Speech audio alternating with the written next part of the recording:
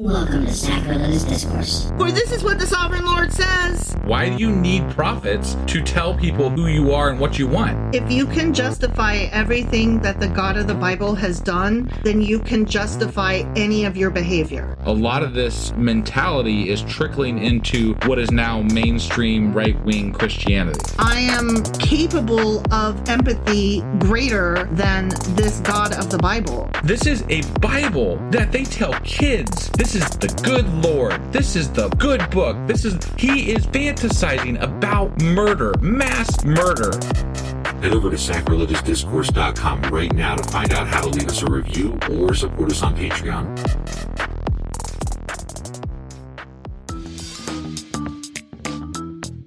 Hey there, sinners and saints. It's your favorite Bible-bashing duo from Sacrilegious Discourse, and we need your help. That's right, folks. We're raising funds for some heavenly equipment and a studio that doesn't sound like it's in the depths of hell. Our current setup, let's just say it's more apocalypse than audiophile. So if you want to hear us dissect the Bible without the background noise of demonic squirrels, chip in a few bucks. We're aiming for $5,000 to upgrade our audio and build a studio worthy of blasphemous banter. Donate today and help us spread the good word of atheism. You can find a link right on our homepage, sacrilegiousdiscourse.com. Every dollar counts. Even if it's from your collection plate.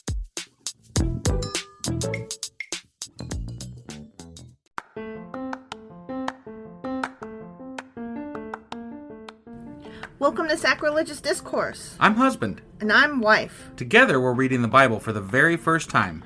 We grew up without religion and wanted to know what all the fuss was about. Well, what have we learned so far? That God is a dick, and apparently some people believe in talking donkeys. We're not trying to pass ourselves off as experts. Nope, we're just reading the Bible for the first time and giving our first take reaction. If you'd like to join us in this venture, you might consider starting at episode 1. Otherwise, jump in wherever you like. All right, let's go read the Bible. Yeah, let's get to it. Husband! Wife! Do you remember what happened on Friday and where the hell we are today? Well, I think God made Ezekiel shave his head. Mm-hmm. And then... with a sword. Yeah, that's right, with a sword. Mm-hmm. Jesus, that had to suck. Yeah. I mean, I'm just saying. Right. But then when he divided his hair, then they sprinkled the hair in different places on the little clay model of Jerusalem. His little dollhouse. Yeah. Mm-hmm. And then they burnt some of them up and set some of them. It was a symbolism. It was symbolizing like what was going to happen to the Israelites, you know. And then he was allowed to take like 2 or 3 little hairs and sew into his shirt or whatever. Yeah, sure. To display that it's the remnant. Right. Yeah. Anyway, we were playing with hair in the last chapter. So that was Ezekiel chapter 5. Sure as fuck was. Which means that today we're getting into Ezekiel chapter 6. All right, let's do this. Okie dokie.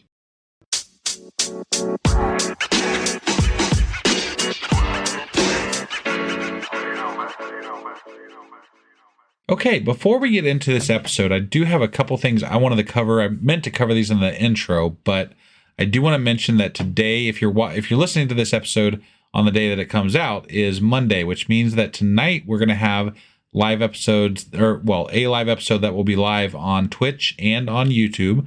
The links to those will both be in the show notes, so please check those out and support us over there on those platforms. And also, I wanted to mention that we are doing a bit of a drive for Patreon, where we're trying to get to $400 per month. Currently, we're sitting at about $139 with our Patreon supporters. That money really will help us get a lot of the things that we need to push this podcast forward. And if you haven't subscribed yet, now would be a great time to contribute. We're updating the amount that we have currently on our website at on our homepage there. So if you go to sacrilegiousdiscourse.com, you'll see the chart that I've got up at the top, and we'll update that daily. So please consider going to our website, clicking there, and then joining as a Patreon supporter. That being said, are you ready to get into the podcast, wife? I am, husband. Okay. All right. So we are hopping into Ezekiel chapter 6. Awesome. Okay. Yeah. Are we gonna like losing any more body parts today? Or is it just hair that we're losing? I don't think we're losing any parts or hair. Okay. From what I saw, God's just giving them what for. Got it. So okay. I think that's what we're in store for. All right. Okay. Sounds normal. Right. The word of the Lord came to me. Okay. Me, Ezekiel. Yeah. Okay. Yeah. Quote. So now he's telling us what God said. Sure. Son of man, you mere fucking human. Yeah.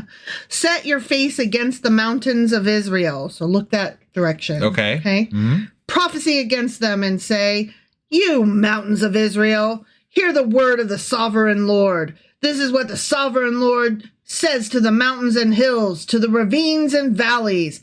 I'm about to bring a sword against you, and I will destroy your high places. I was about to ask, actually. I feel like when they're referring to, obviously they kind of alluded to it there, but like when they mention the mountains and the hills and the ravines, these are places where they kind of alluded to throughout the Bible that bad shit was happening. Like they've got their pagan worship. Yeah. Yep. And their altars to other gods and their idol statues and their child sacrifice and their sex practices and all that. Yeah. I mean, in order to not be bad, apparently you just have to stay in Jerusalem all the time. And don't go into any ravines or mountains or hills. Right. Exactly. If it's flat ground, you might be okay, but be really careful it doesn't get anything but flat. Or be an atheist and go wherever the fuck you want and not worry about it. I mean, there's that too. Yeah, sure. Okay. So God is still talking. Yeah. Your altars will be demolished and your incense altars will be smashed. I hate it when people demolish my incense holders. Me too. That's dumb. Why do they do that shit? I don't know. Yeah. You know what's funny? You don't like the smell of incense. I don't. I fucking hate it. I know. And that makes me so sad because I fucking love it. Yeah. But, it's funny, like, okay, so incense holders, to me, growing up, right, when I was younger, they seemed very new age and very... hooey. Yeah, but, like, there was this connotation with them that kind of seemed almost, like, anti-religious. And I never really it was a counterculture thing to have incense when I was younger, it felt like. It felt that way. Like, it was very... The drug culture had I was incense, going to say, like, I always thought of it as trying to disguise the scent of weed. Yeah. So, I mean, I just wonder if that's partly because... Where that idea is in your head from? Well, no, I wonder if there was actually... I don't know this because I don't know how people felt about it back then exactly. But I wonder if there was a bad connotation with regard to incense. Oh, I'm sure. Somewhat because of religious reasons. I'm sure. So I don't know that for sure. I'm just curious. Like it's a curiosity that I would have. It sounds like there would be. Right. It sounds like there could be. Yeah. So he's saying, I'm going to smash your shit and I'm going to demolish your other shit. Yeah. And I will slay your people in front of your idols. Oh, okay. Your little statues there, they're going to watch me kill you. I will lay the dead bodies of the Israelites in front of their idols, and I will scatter your bones around your altars. Wow. That's not very Christian of you. I mean, to be fair, he's not Christian yet. I know, but it's not very nice. Yeah. You're not supposed to murder people. You would think, but I mean, it's in the Ten I'm gathering that this is just a normal, like, everyday occurrence here in the Bible. Well, to be fair, too, this already happened. Like, we already read about, like, this is before the final fall of Jerusalem. Sure. So, like, sure. We already know. But I mean, even if you take out the idea of the fall of Jerusalem, like this is a thing that has happened to the Israelites and their enemies over and over and over again. Yeah. Like it's just God kills people like all the fucking time. I think we talk about this like every single episode now. No, like there go God on a murder spree again. Totally. Yeah. Wherever you live, the towns will be laid. I thought he was going to like go into, I will find you. Wherever you live, the towns will be laid waste and the high places demolished so that your altars will be laid waste and devastated. Your idols smashed and ruined. Your incense altars broken down. And now I'm just repeating myself. Yeah. And what you have made wiped out. Okay, that's new. Yeah. What you made wiped out. Sure. I mean, in this chapter. Right. He used the word smashed and demolished too many times. He really did. And he was like, I'm going to fuck up your incense. And then I'm going to fuck up your incense. Guess what? I'm fucking up your incense. But I do have to mention this too. But like, okay, so for chapter 1 and 2, there was definitely a different tone with those chapters than there is in these. And I know we talked a little bit in our Q&A about the time frame in which these were written. These feel much more in line with like what was written during Jeremiah's time. Ish. Well, here's the difference too. The first 2 chapters were first person. Like Jeremiah was saying, I saw this and I saw that and this happened to me and what? Yeah. And in these chapters, he's like, here's some quoting God. I'm not even in this chapter. I'm just telling you what he said. Right. So, that's you true. know, first person versus third person is a thing. Yeah. So, okay, so God is still talking. Okay. Your people will fall slain among you, and you will know that I am the Lord. And this is the first time that we hear him say that, I am the Lord. You will know that I am the Lord. Right. But he's going to say it a whole fuck ton more. I feel like, I don't know what chapter it's in, but one of my favorite movies, Pulp Fiction, there's a part in there where, it's been too long since I've seen it, but they quote, I think it's from Ezekiel, and then he's like getting ready to shoot somebody. He's like, and you will know my name is the Lord. And that's part of the... Oh, damn. Yeah, and that's part of the quote. So I got to look that up, find out what chapter that's in. Yeah. So... And include that in... I'll have to mention that, yeah. Yeah. Okay, so God is still talking. But guess what? What? What does God always say? But... smiley face. Guess what I'm going to do? You're going to redeem people? Yeah, I'm going to spare some. Okay. For some of you will escape the sword when you are scattered among the lands and nations. Because, you know, I'm going to scatter you. Yeah. I'm going to fuck your shit up. And he can't even kill all of their enemies when he says he's going to. So, I mean, what makes us think that he would be able to kill all the Israelites? Right? Yeah. Then, in the nations where they have been carried captive, those who escape will remember me. Yay! I'm the best. Sadly, they did. How I have been grieved by their adulterous hearts, those cheating cheaters. I'm a cuck, you know. I was cuckolded. I married this bitch called Israel, and then they fucked every man in town, and they had all the idols, and they did all the phallic symbol-y statues and shit, and I'm brokenhearted. Yeah. I'm just a murdery son of a gun. We should totally feel bad for... Poor God. Never mind. I'm not even going to finish that sentence. Poor God. No, because he's a dick. God is sad. You know, if I married a dickhead, you know, then I'd probably cheat on him too. Aw, are you saying I'm not a dickhead? No, you're not a dickhead. Oh, thanks. You're not a dickhead either. Thanks. Yay, Yeah. we're awesome. Right. Okay, so anyway, he's like, I've been grieved by their adulterous hearts, which have been turned away from me, and by their eyes, which have lusted after their idols. Wah! I'm God and I'm so sad. They will loathe themselves for the evil they have done and for all the detestable practices. This is like a mom yelling, like a shitty mom yelling after her kid, you'll be sorry. Right, yeah. But you know what? The only reason they're going to be sorry is because God's killing them. Right. I'm just saying, like, you're not actually sorry. You're sorry that you're getting... Like, it's like any other punishment, right? You're sorry you got caught. It's the song by Beyonce.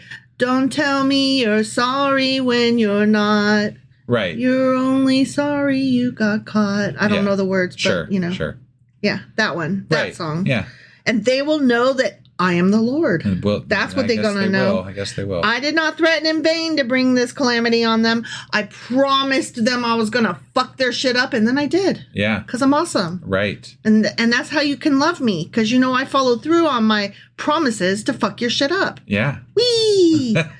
This is what the sovereign Lord says. Okay? Is it? Okay. Yeah. All right. Strike your hands together and stamp your feet and cry alas. Is this like a line dance or something? Yeah. Okay. Yeah. All right. We're all going to do the Macarena. Because of all the wicked and detestable practices of the people of Israel, for they will fall by the sword, famine, and plague. Okay. All That right. sounds opposite of dancing. Right. But he wants them to strike their hands together and stamp their feet and cry alas. Okay. All right. Okay. Yeah. One who is far away will die of the plague, and one who is near will fall by the sword. And anyone who survives and is spared will die of famine. Okay. Fuck all y'all. Yeah. I can't read because I have dyslexia for reals. So will I pour out my wrath on them. See, God got the wrath. Yeah. That sounds like he needs medicine. I mean, he has a real wrath on his ass. He seems to have a temper problem, that's for sure. And they will know that I am the Lord when their people lie slain among their idols around their altars. I can tell you right now, I am going to get sick of hearing, I am the Lord. And they will know that I am the Lord. And they will know that I am the Lord. Yeah. We know, Dick. We know. Because it's part of the quote that I like. Yeah. Well, I mean, not that I like that quote. I like that part in the movie. Yeah. And that's the quote, and that's part of that quote. And I'm like, oh, so we're going to hear this all through Ezekiel. Yep. And it's going to ruin Pulp Fiction for you. It might. I mean, at least that quote. Yeah. I can't with that movie, quite honestly. No? Yeah. It's too much. It's been a long time since I've actually watched it, but... It's too far. It's too many. I mean, that's kind of what... Quentin Tarantino is renowned for. Yeah, right. Yeah. All right. So anyway, he's like, when their people lie slain among their idols, around their altars, on every high hill and on all the mountaintops, under every spreading tree and every leafy oak. Yeah. Places where they offered fragrant incense to all their idols. Yeah. Those fuckers. Those I'm cheating gonna kill bastards. those sons of bitches. Yeah.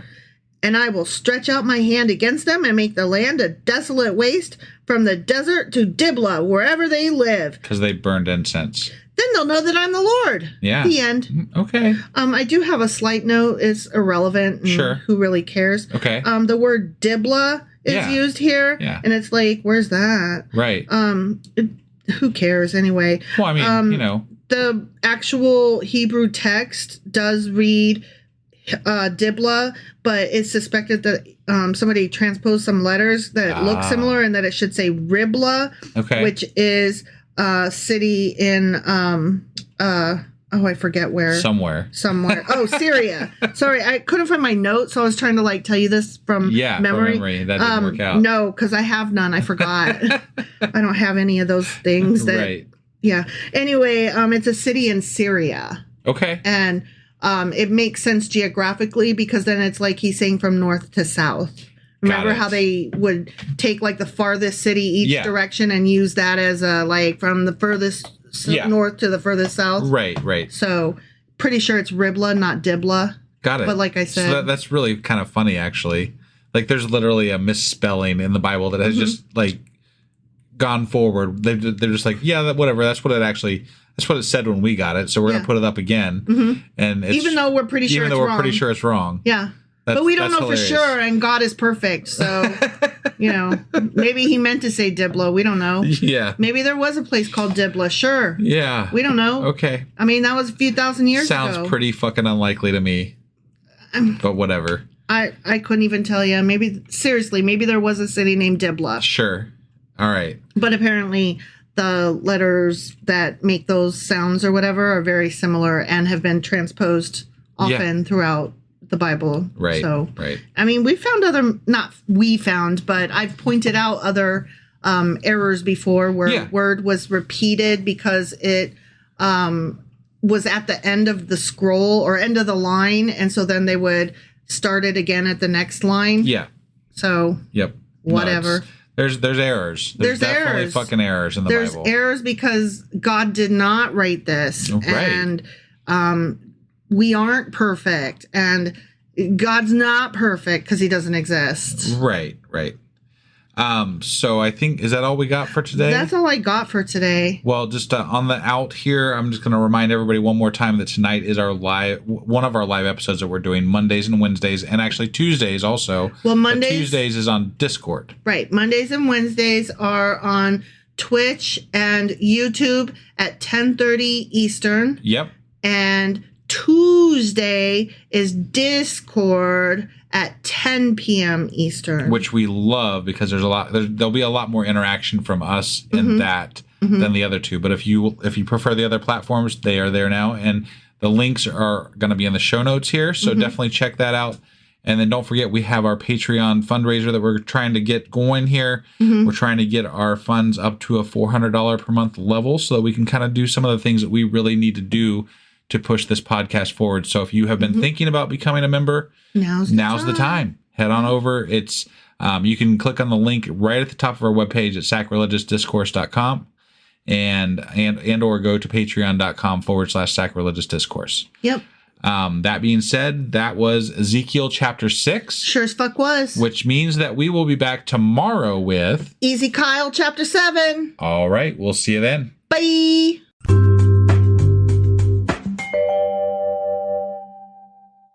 Husband. Wife. Do you remember what the hell happened yesterday and where the hell we are today? Well, yesterday we read Ezekiel chapter 6. Sure as fuck did. And in that episode, God kind of was like, I'm going to kill y'all. Basically. Like you know those idols things that you got in the high places and in the ravines and all the places? Those are shitty places. They are shitty places. I'm going to kill a lot of you. Most and I'm of gonna you. like I'm gonna lay you out in front of your idols, and I'm gonna scatter your bones all over the fucking place. Right, and that's gross and cool. It's cool. No, I'm being God. I'm saying. Oh yeah, to God it's cool. Yeah, God seems to think that's cool. Yeah. Right. So we were a little. I mean, I want to say we were a little disturbed by the imagery, but at this point it's almost commonplace. Yeah. And it's just like the regular. It's hard It's to. matter of fact. Yep. There goes God being God again. So it's hard to pull up the like, oh my goodness, I can't believe he's doing that. Yeah. Wow. All the murder. The shock is gone. Yeah. Right. We've become inured to it, one might say. All right. Before we hop into today's episode, I do want to mention again that we are doing a drive for new membership on our Patreon. So the place you can find that, and we are tracking new membership on our website, which is sacrilegiousdiscourse.com. There's a banner and a link in that banner at the top of our webpage where it'll take you to our Patreon page where we have membership starting as low as $1 a month. We would definitely love you to hop over there and show your support. We're trying to get to a $400 per month level with regard to membership right now. So we would definitely love it if you could go over there and even just start a free trial membership. So that would be awesome. That being said, we just got done reading yesterday Ezekiel chapter 6, which means that today we're getting into Ezekiel chapter 7. All right, let's do this. Okie dokie.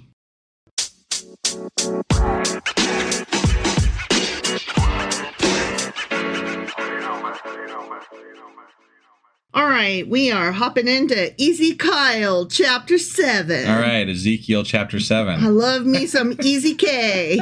Goes down nice. Yeah. Okay, So here we go. All right. The word of the Lord came to me. Did it? Again, still some more. Yeah, I mean, that's what has been happening this whole time. I suppose I wouldn't keep lying on the floor for a year and a half if the word of God didn't keep coming to me. Right. You know, I'd be like, I feel like he's ignoring me at this point. I'm just going to get up. You're talking about how in one of the previous chapters how he had to lay down on one of his sides for like several hundred days or whatever. Yeah. It was like 400 and some days. Yeah, that's crazy. Yeah. Okay, so this is what God's saying. Okay, ready? All right, I'm ready. Son of man, mere human. Right. Okay? Yeah. This is what the sovereign Lord says to the land of Israel. And of course, by Israel, he actually means Judah, because... Right. I mean, he's using the terms interchangeably, but the tribes of Israel have all but been swallowed up. Yeah. And all we've got left is Judah. Was Judah, right. Yeah. But, I mean, it's still a generalization for that area, those people. It is, but I've always found it confusing. Like, as we've been reading through, it took me a really long time before I understood that Judah is actually the main character. Right. Like, before we started reading the Bible, I always just thought Israel. It's Israel. Everything's about Israel. And I didn't know that, like, only Judah actually kind of remained. Yeah, but I think that ultimately the end game is that Israel as a whole is going to come back. Remember we talked about like the lost tribes previously and things like that. So I mean, like there's always this thought that all 12 tribes are going to come running back to Israel at some point, and it's going to be the Israelites instead of just Judah. Right. So like, yes, Judah is all that remains currently, but that doesn't mean that that's what they're hoping. They're hoping to regain all of their tribes back. I totally get that. It's just that as a person in 2024, or, we started this podcast in what, 2022? 2020. 2020. Don't short us 2 years. Jesus. No, sorry. At any rate, when we first started this podcast in 2020, I had no idea. Right. Well, so I mean, this is our first time reading any of this. But that's my point, though. Right. Is every time I see Israel, I'm like, no, it's not. Right. But anyway, that he means Judah. So he's saying to the land of Israel, a.k.a. Judah, the end is come upon the four corners of the land. Because, flat earth. The end is now upon you, and I will unleash my anger against you, as I do, being an angry, capricious, mercurial God. Again, call me shocked here. I will judge you according to your conduct and repay you for all your detestable practices. Right. Okay. We cover this all the fucking time. But here we go. Detestable practices do not equal murder. Yeah. Your equation is wrong. You don't get to, because somebody has a goddamn statue doesn't mean you get to murder them. Now, I will say... Did you hear about the statue that's going up in the national the capital of the United States? What statue? Hold on. It was, they're putting up, apparently this is not a breach of church and state separation, but there is something that is allowing some group to put up a statue that cost $650,000 apparently. I learned this from Meta. I can't remember how to pronounce the name exactly. Okay. But it's of Billy Graham. Shut the fuck up. Are you familiar with Billy Graham? Yeah, shut the fuck up. Yeah, it's going to be in our state capitol apparently. No. And he's going to be holding a Bible and pointing at some bullshit. Oh my God. I'm like, really? We have to suffer through Billy Graham at our fucking, not our state capitol, at our national capitol? Sorry. That's I think I said state even capital. Worse. Yeah. No, it's terrible. I hate. Yeah. I mean, you can just stop right there. Yeah. Okay. Sorry, I got off again. Speaking of detestable practices, right? Yes. Then you will know that I am the Lord. Will we? Did you know I'm the Lord? I actually don't know that I have many questions about that. FYI, to be fair, I am the Lord. Yeah. This is what the sovereign Lord says. Okay. Ready? I'm ready. Disaster! Unheard of disaster! See? It comes. Does it? It does. It comes. Okay. Yeah. It gushes. The end has come. The end has come. The sky is falling. The sky is falling. Okay, we have all the end is nigh people, right? Yeah. And he's like, the end has come, right? Mm-hmm. But we all know that there's going to be a remnant left, right? Well, and even according to the Bible, right? Yeah. There's going to be a remnant left, and some of them will survive. So it's not exactly the end. He's just killing a lot of fucking people and then sending them back later. Right. Like, that's not the end. So is it like the end, or is it like just the first book in the chapter of a 20 book series? Right. Yeah. Like, that's not the end, bro. If that's the case, then we've hit many ends already. Mm-hmm. So it has roused itself against you. Yeah, it did roused. I love it when a country arouses itself. See? It comes. Doom has come upon you who dwell in the land. Yeah. The time has come. The day is near. This is like he's saying the same thing just over and over again. Mm-hmm. Yeah, it's the end. Okay, we get it. Yep. There is panic, not joy, on the mountains. I mean, if I'm being killed by a god, I suppose I'd be panicking. Or people. Joyful. If I'm being killed, period. Yeah. I'm probably panicking. And not joyful. Not joyful. Right. Yeah. I'm about to pour out my wrath on you and spend my anger against you. Mm-hmm. Now, I know we've heard that before because it's my favorite thing to say, I'm about to. So I know I said that yesterday. Yeah. I'm about to get you. Well, we're getting into some repetitive, phrasing every in this book, just like we do in every book. Every book. It's like they shoot their shot in the first 3 chapters. And you know what? By the time we get to like chapter 4 and 5, they're like, oh, we're out of material. Yeah, but I gotta say, Ezekiel did shoot a good shot. He did. I mean, that fever dream of a fucking drug trip at the beginning of this book was crazy. Yeah, actually, just in case y'all missed it, over the weekend, we did a Patreon episode about angels, but also fuck angels. Right. And it was a good one, I think. Yeah. So y'all probably want to get up in there. Inspired from Ezekiel chapter 1. Yeah. Somewhat. Yeah, because supposedly he saw all them things, Right. So just putting that out there. Yeah. Plug in my good Patreon work. one more time. Yeah. No, plug in my work. Oh, well, yeah. You do put a lot of research into those episodes. It's a good one. Yep. Okay. I will judge you according to your conduct, says God, and repay you for all your detestable practices. All that sex you be having up in those trees. I don't know if I want you to repay me, man. No, you can just keep your, whatever. We're good. Yeah, keep the change, bitch. I will not look on you with pity. Have you ever? Nobody thought you might. Right. I will not spare you. I mean, but you will, though. Some. You will spare them. But that's what it means. You're going to spare some. Yeah. So you can't say, I'm not going to spare you as a nation. And then do it. And then say that the nation is going to, kind of survive a little. Right. And there's not really a reason for it because he still calls those people shitty, too, because he's going to, you're all bad, but I'm going to let some of you live so that later on, 10 generations from now, or whatever the fuck the time frame is, I can get you. You guys can come back, and then at that point, you'll be good for some reason because probably... Maybe reasons. I don't know. Well, it's supposed to be that they learn their lesson and then But they never do. We still don't. Get down hardcore on the practices. Yeah. But, there's not been a time in human history where we followed God's law to the nth degree in any society because it's just dumb. Right. Okay, so God keeps talking and he says, I will repay you for your conduct and for the detestable practices among you. I'm about sick of the word detestable, just to be clear. Right. Then you will know that it is I, the Lord, who strikes you. We knew. How are we going to know that, though? Are you going to tell us? You going to show up? You going to let us see you? How are we going to know? I mean, Ezekiel got to see your dick. What you going to show the rest of us, Yeah, they don't want us to talk about that, so. No, that's crazy. Shh, don't tell anybody. Don't tell anybody, but there's a God's dick in the Bible. Yeah his loin. Crazy. And that's really why Ezekiel fell on his face. See the day? See?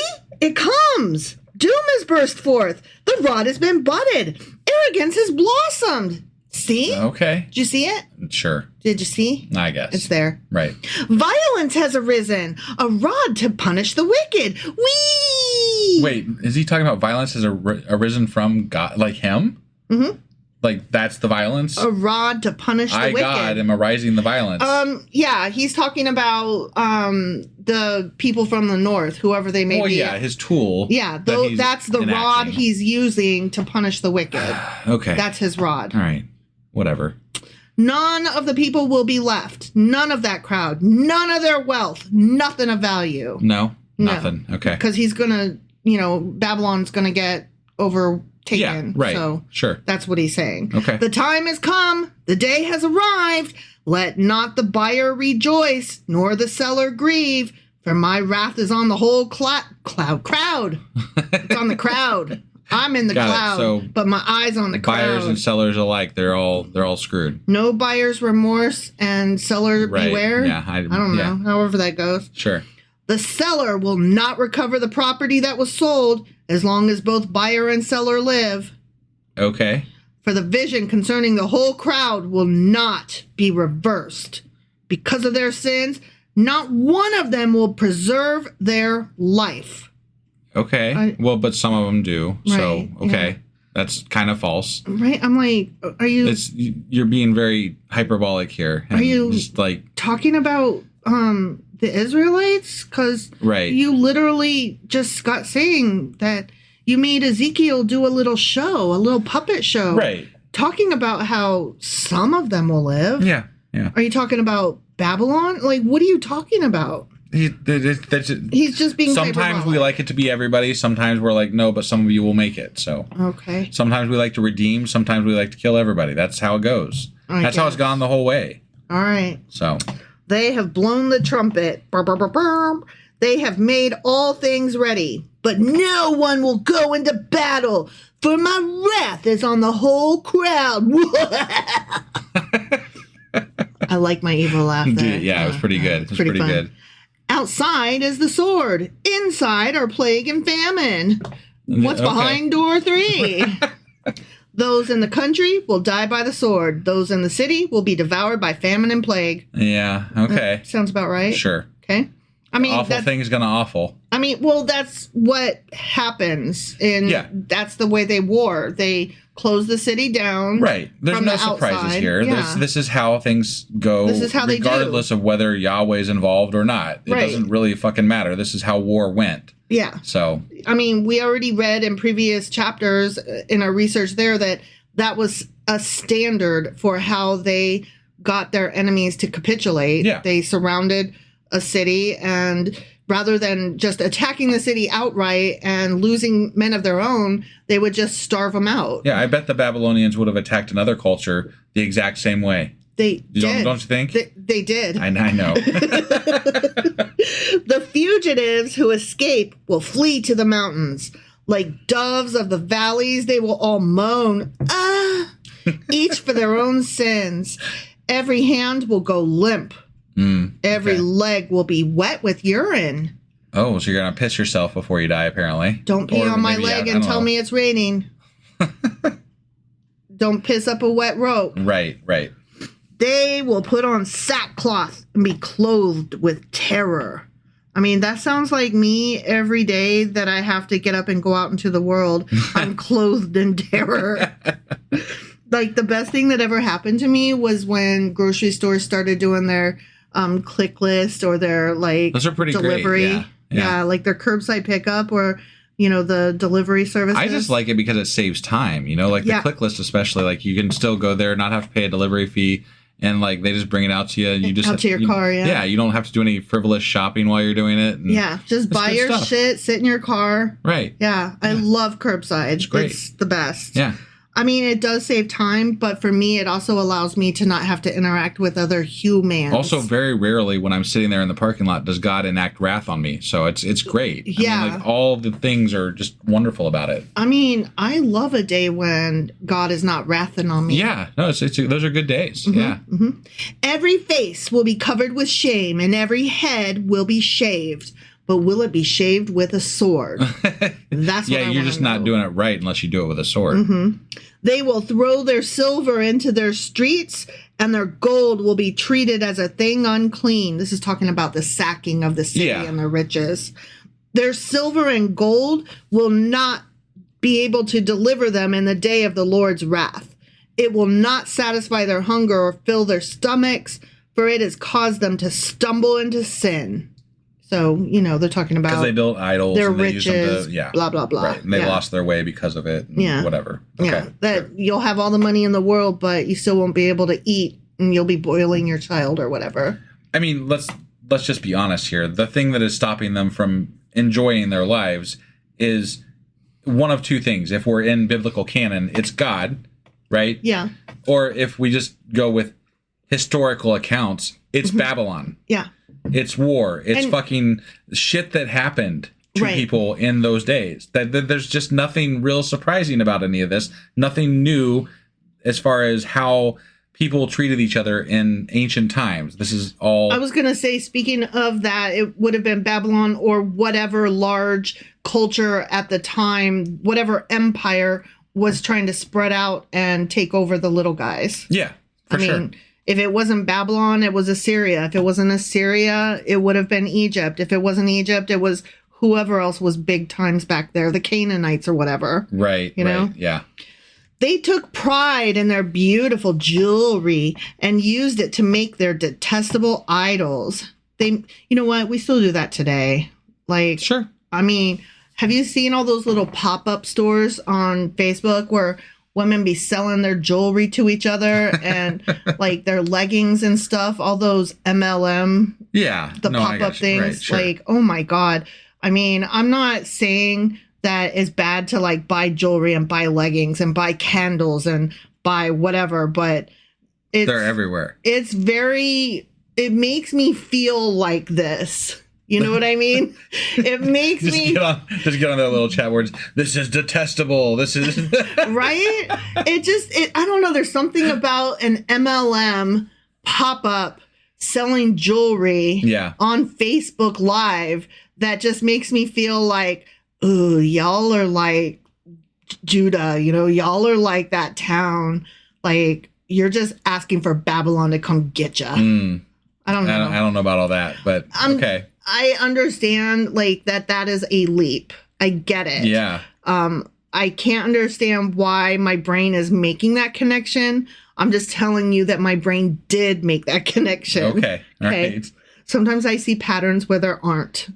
Just letting you know. I cannot stand an MLM. Yeah.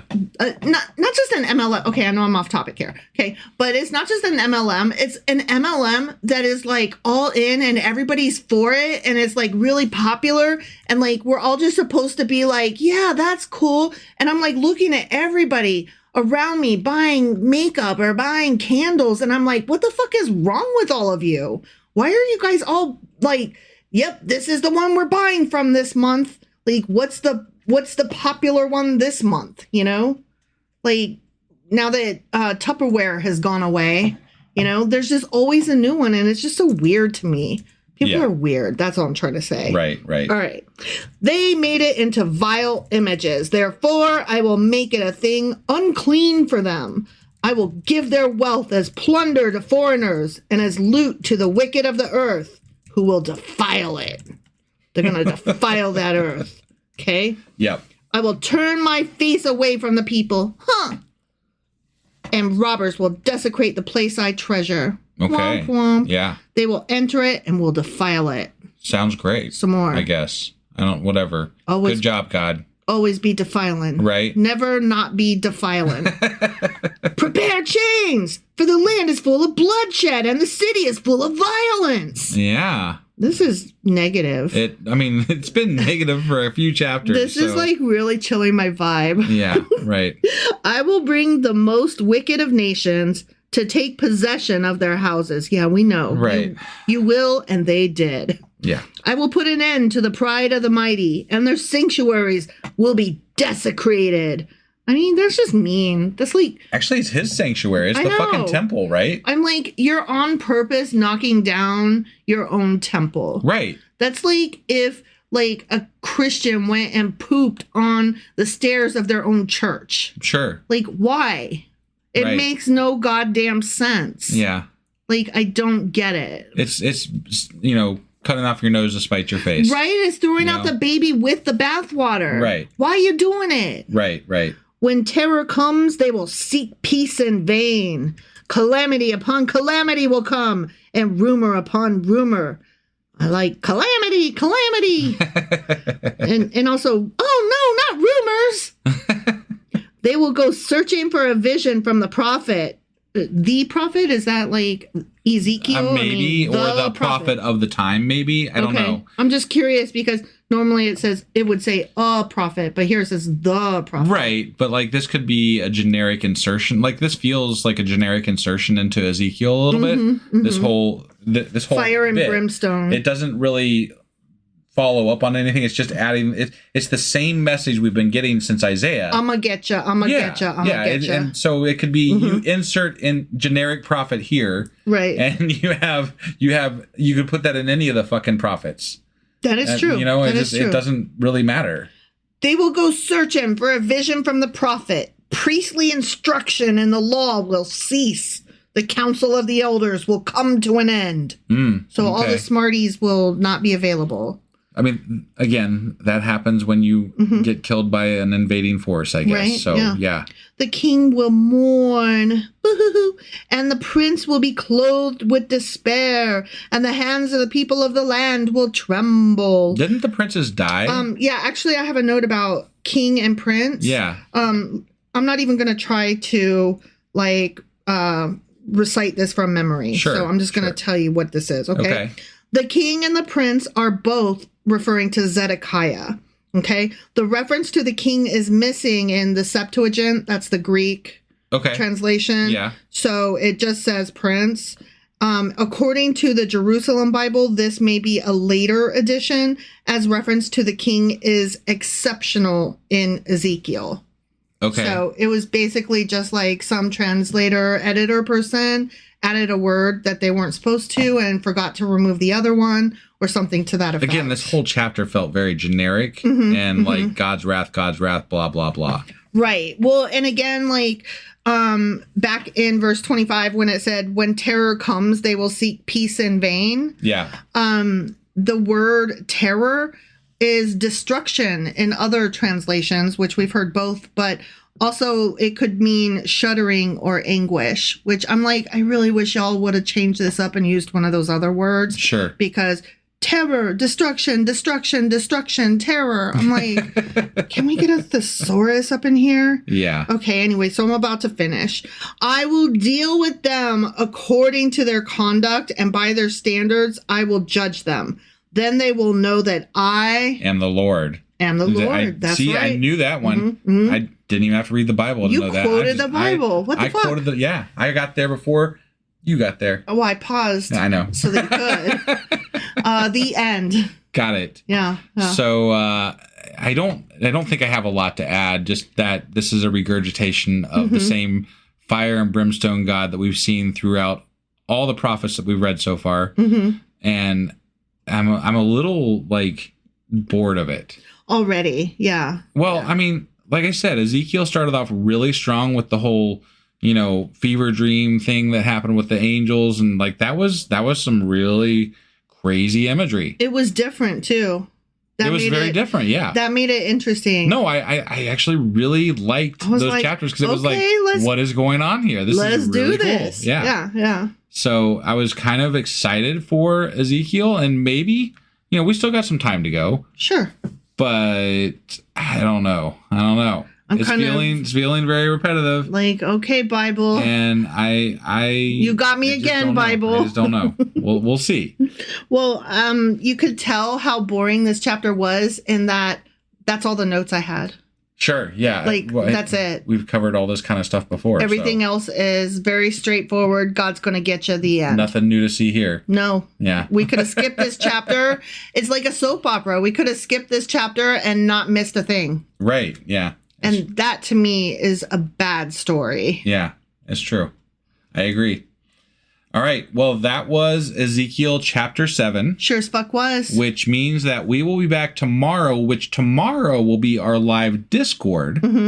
At 10 p.m. Eastern. At 10 p.m. on Discord. And we have the link in the show notes to go to that. Actually, no, it's not on the live. So you'd have to go to... on our website. There's a link at the top of the website for our Discord channel. So you can go there and join from there. But we do our lives on Discord exclusively on Tuesdays, and we do a lot more interactive chatting and things like that when we do our lives on Discord. So definitely go check that out. Yep. Again, that was Ezekiel chapter 7, which means that we will be back tomorrow with Ezekiel, or Easy Kyle as I like to call him, chapter 8. All right. We'll see you then. Bye.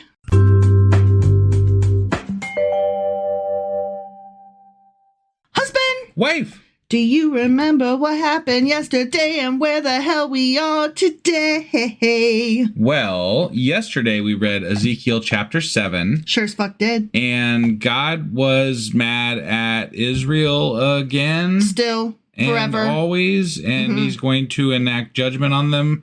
And then then some of them will repent and they'll be okay. But mostly he's going to get you. I feel like I could condense half the Bible into God's going to kill you. He's going to save a few of you and you'll be okay. Yeah.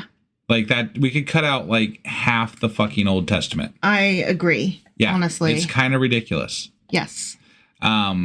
So before we get into the what we're doing and all that stuff, I do want to mention that we are in the midst of a drive for Patreon right now. Indeed we are. And I have some updates for that. Ooh. So we do have, we have a new trial membership right now that's starting, but we don't actually officially put that up until it's live. So we've got a trial membership. We also have updated some things on our Patreon page, and we now have advertiser tiers. Ooh. So for as little as $20 a month, you can have an advertisement run on Sacrilegious Discourse. Now, altogether, there are only 5 slots available for ads. So if you are interested in doing that through our Patreon, get over there, take a look at them. There's only one slot available for each. Like there's only one slot available for each thing. So I don't know what I'm saying. There's room on there for podcast ads, and you can have one. So go have one.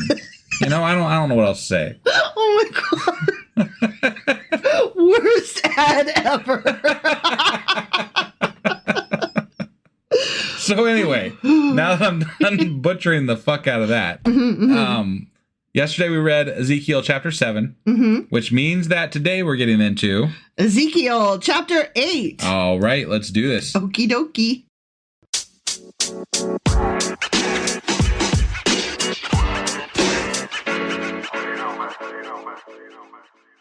All right, we are here jumping into Ezekiel chapter 8.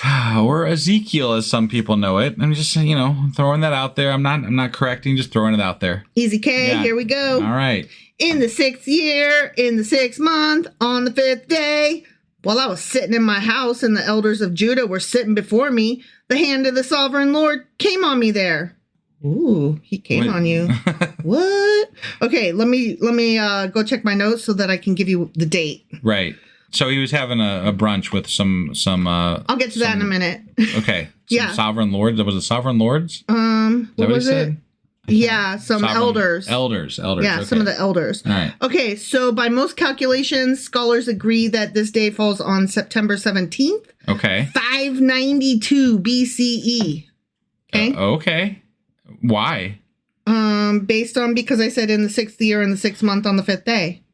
Oh, okay. And so they calculated it out and they're like, probably this is the day that he's talking about. Okay. All right. Okay, so here's what we know, right?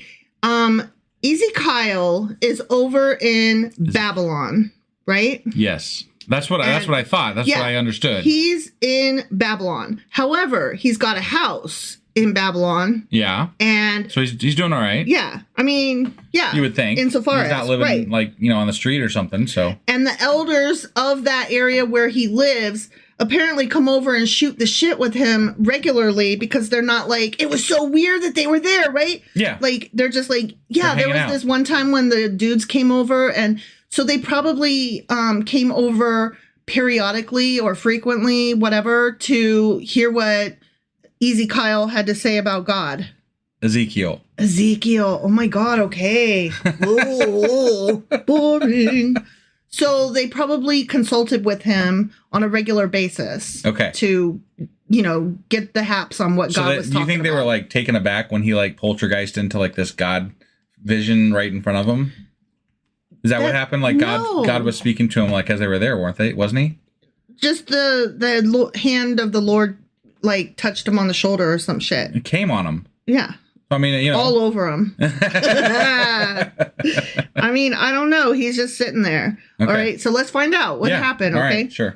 I looked and I saw a figure like that of a man from what appeared to be his waist down. Wait, we're looking at his dick again? We're looking at his dick again. God. But this time, what his is going dick on? is on fire. From his dick is on fire. Exactly. Yeah, all right. His waist down, he was like fire. And from there up, his appearance was as bright as glowing metal. Okay? Okay. All right. He stretched out what looked like a hand and took me by the hair of my head. He grabbed his hair. Get over here! Remember that one time when he was like, eat it? Yeah. The Spirit lifted me up between earth and heaven. Oh. And in visions of God, he took me to Jerusalem. Wow. So this dude gets transported all over the place by celestial beings. Yeah, but it's this one's not an actual transportation. It's in spirit only. Okay. Because it says in visions. But I feel like this guy's got the hookup with divine Uber. He does have divine Uber, indeed. He does. So God took him in visions to Jerusalem, to the entrance of the north gate of the inner court, where the idol that provokes to jealousy stood. Okay. All right. And there before me was the glory of the God of Israel, as in the vision I had seen in the plain. So God, like in spirit, picked him up and took him to Jerusalem and plopped him down, and then is like standing before him as appearing like he did on the plane. Okay. All right. Like weird. Yeah. Well, we've had multiple times where he's like appeared to him this way, where it's an odd vision that he's having of God or other beings that are of heaven or whatever. Right. Not heaven, but whatever. You know, that shit up there in the sky. Yeah. Whatever it is. Right. Then God, said to me, Ezekiel, son of man, mere human, right. Look toward the north. So I looked, and in the entrance north of the gate of the altar, I saw this idol of jealousy. Okay. And he said to me, son of man, you mere human, do you see what the fuck they are doing? The utterly detestable things the Israelites are doing here. What are they doing? Things that will drive me far from my sanctuary. But you will see things that are even more fucking detestable. Just wait. Oh, okay. So I'm curious what these things are. They're not that bad. Oh, okay. Just telling you. But God's probably willing to kill over it, though. Yeah. He's like, like he's blustery and his cheeks are red and blown out. He's like he can't even talk. He's so pissed. Yeah, right. Okay. Yeah. Then God, brought me Ezekiel to the entrance to the court. I looked and I saw a hole in the wall. Now, in some translations, he spiritually dug a hole in the wall to be able to see something. Yeah. Okay. All right. Oh, no, that's actually about to happen. My bad. Oh, okay. He said to me, son of man, mere human. Right. Now dig into the wall. So I dug into the wall and I saw a doorway there. And he said to me, go in and see the wicked and detestable things they are doing here. Ugh. Okay. Okay, ready? Right, yeah, I'm ready. This is in Jerusalem, hypothetically, right? Yes. Okay. Yes, in spirit only. And then this is like the Christmas Carol, but like Ezekiel and God. Yes, exactly. All right. So I went in and looked. The ghost of Jerusalem's present. Yeah, present. I don't know, something. Yeah. So I went in and looked, and I saw portrayed all over the walls all kinds of crawling things and unclean animals and all the idols of Israel. So basically, people like a storehouse for idols and animals? No. The people who are allowed in the temple, the only ones allowed in are priests and yeah. And so this is what they were housing in there. Yeah, well, they're unclean animals and idols of Israel. It's not a storehouse. They're actively worshiping pagan gods in the house of Yahweh. And we're supposed to believe this based on the dream from Ezekiel. Yes. Okay. Yes. All right. And this is what they're doing in there. And God is like, can you even? I mean, what the F? Right. Right? Yeah. In front of them stood 70 elders of Israel. 70 elders. Yeah. Okay. And Jaazaniah, son of Shaphan, was standing among them. So, is there some significance to this guy? Or yes, because Shaphan was the father of two other dudes that from Jeremiah. Okay. They were the ones that helped Jeremiah. Like they were. Oh, so these are people that helped Jeremiah? No. Oh, stop. Sorry. Let me explain. Okay. So this guy Shaphan, he's got 3 sons at least. 3 sons. Okay. Yeah. 2 of them are good and in good standing, and they helped Jeremiah. Okay. Okay. Yeah. But this other one, he's a shithead. He's clearly a piece of shit. Got it. And okay. The apple fell far from the tree with this one. Okay. Okay. All right. So that's what happened. So he's standing there like a bad representation of this decent family with all of these elders praising and worshiping idols. Okay. In the house of God. Okay. Okay. Yeah. So anyway, he was standing among them. Each had a censer in his hand, and a fragrant cloud of incense was rising. So a censer is, it holds incense. Okay. All right. Yeah. So they're all like raising incense to these idols. Got it. He said to me, God said to me, son of man, you mere human, have you seen what the elders of Israel are doing in the darkness, each at the shrine of his own idol? They say the Lord does not see us. The Lord has forsaken the land. They're burning incense. That's what they're doing? But there's also unclean animals there, so they sacrificed animals they weren't supposed to sacrifice. Okay. And the idols are not supposed to be in there. And they're lighting the incense to worship these other gods. Okay, so let me just make sure I got this correct. Mm-hmm. There's dead animals, much like there is in God's temple. Mm-hmm. But the wrong ones. The wrong ones. But they're still dead animals, right? Yes. There's burning sticks of scent. Mm-hmm. And there is wooden or metal statues. Right. And God is going to get pissed off to the point where he wants to kill people over this. Yes. Okay. I just wanted to clarify before we moved along. Yes. If that's what was going on. Yeah. So. And they were doing it in secret. Sure. I mean. What's the point? I guess if you're going to get in trouble for something, you'd probably do it in secret. Right. So, yeah. Right. Exactly. Right. Okay. So that's like the first thing that he sees. I got to say, though, it probably isn't that fucking secret because honestly, he's punishing all of Israel / Judah for this kind of thing. Yeah. So it doesn't seem like it's very secret. Right. It's kind of out there. It's very It's out like there. on the hilltops and in the ravines and in the fucking temple and it's in the everywhere. houses. It's everywhere. Yeah. Yeah. We're going to see more, but that's like the first thing he sees. Okay. Yeah. So he's like, this is fucked up, but just wait, it gets worse. Right. Okay. Right. Again, he said, you will see them doing things that are even more detestable. Okay. Then he brought me to the entrance of the north gate of the house of the Lord, and I saw women sitting there mourning the god Tammuz. Not mourning something. Okay, there's a whole backstory to this, and there's enough that I found our Q&A. Oh, okay. They're not mourning like it's part of a practice. Okay. Like so this is a ritual for this pagan god or whatever. Yes, and we're going to talk about Tammuz later. Okay. Okay? Yeah. Just hold that thought in your head that these women... Yeah. I mean, it's the day after tomorrow. Yeah, sure. So the people are... or I guess it's the day after tomorrow. Because this comes out on Wednesday. Yeah, whatever. It's someday this weekend. Yes. Later after today. Right. So the women are performing a ritual to a very well-known pagan god. Right. Okay.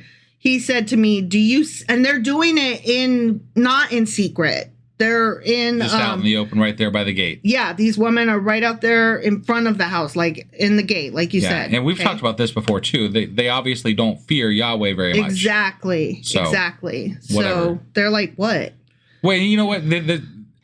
There's things happening, right? Politically. Like, I'm sure there's armies bearing down on them near this point in time. Yeah. Right? Well, they've already been attacked by Babylon once. Sure. And had a bunch of them taken. Not if we're like in the 590s or whatever, but... No, we are because... Because Ezekiel was in the second group, the second wave of people that got cold. You're right. Yeah. So they're like... If you don't have a clear message, and they didn't, like we've talked about that, there's all kinds of wrong prophets, there's all kinds of shit going on. Yeah. But if you don't have a clear message from the one God, right? That hypothetically rules everything. Yeah. But if you don't have a clear message from that God, why wouldn't you reach out to try to get other types of help? Exactly. You know, like, fuck this shit. Things are going south, man. I need some help. Well, not only that, but why wouldn't they think that their God has deserted them? It kind of seems like he did. He pretty much said he did. Yeah. So, fuck him. Yeah. No, I totally agree with you. So God said to me, Ezekiel, do you see this, son of man? You mere human. You will see things that are even more detestable than this. More than worshiping another. Oh my God, not more than worshiping another God. I have a spoiler alert. Ready? Yeah. What do you think the last one is? Never mind. It's worshiping another God. Again? Mm-hmm. Oh. So how is worshiping this God more detestable than worshiping that God? Because the first one was in secret. The next one was in front of the house. These ones?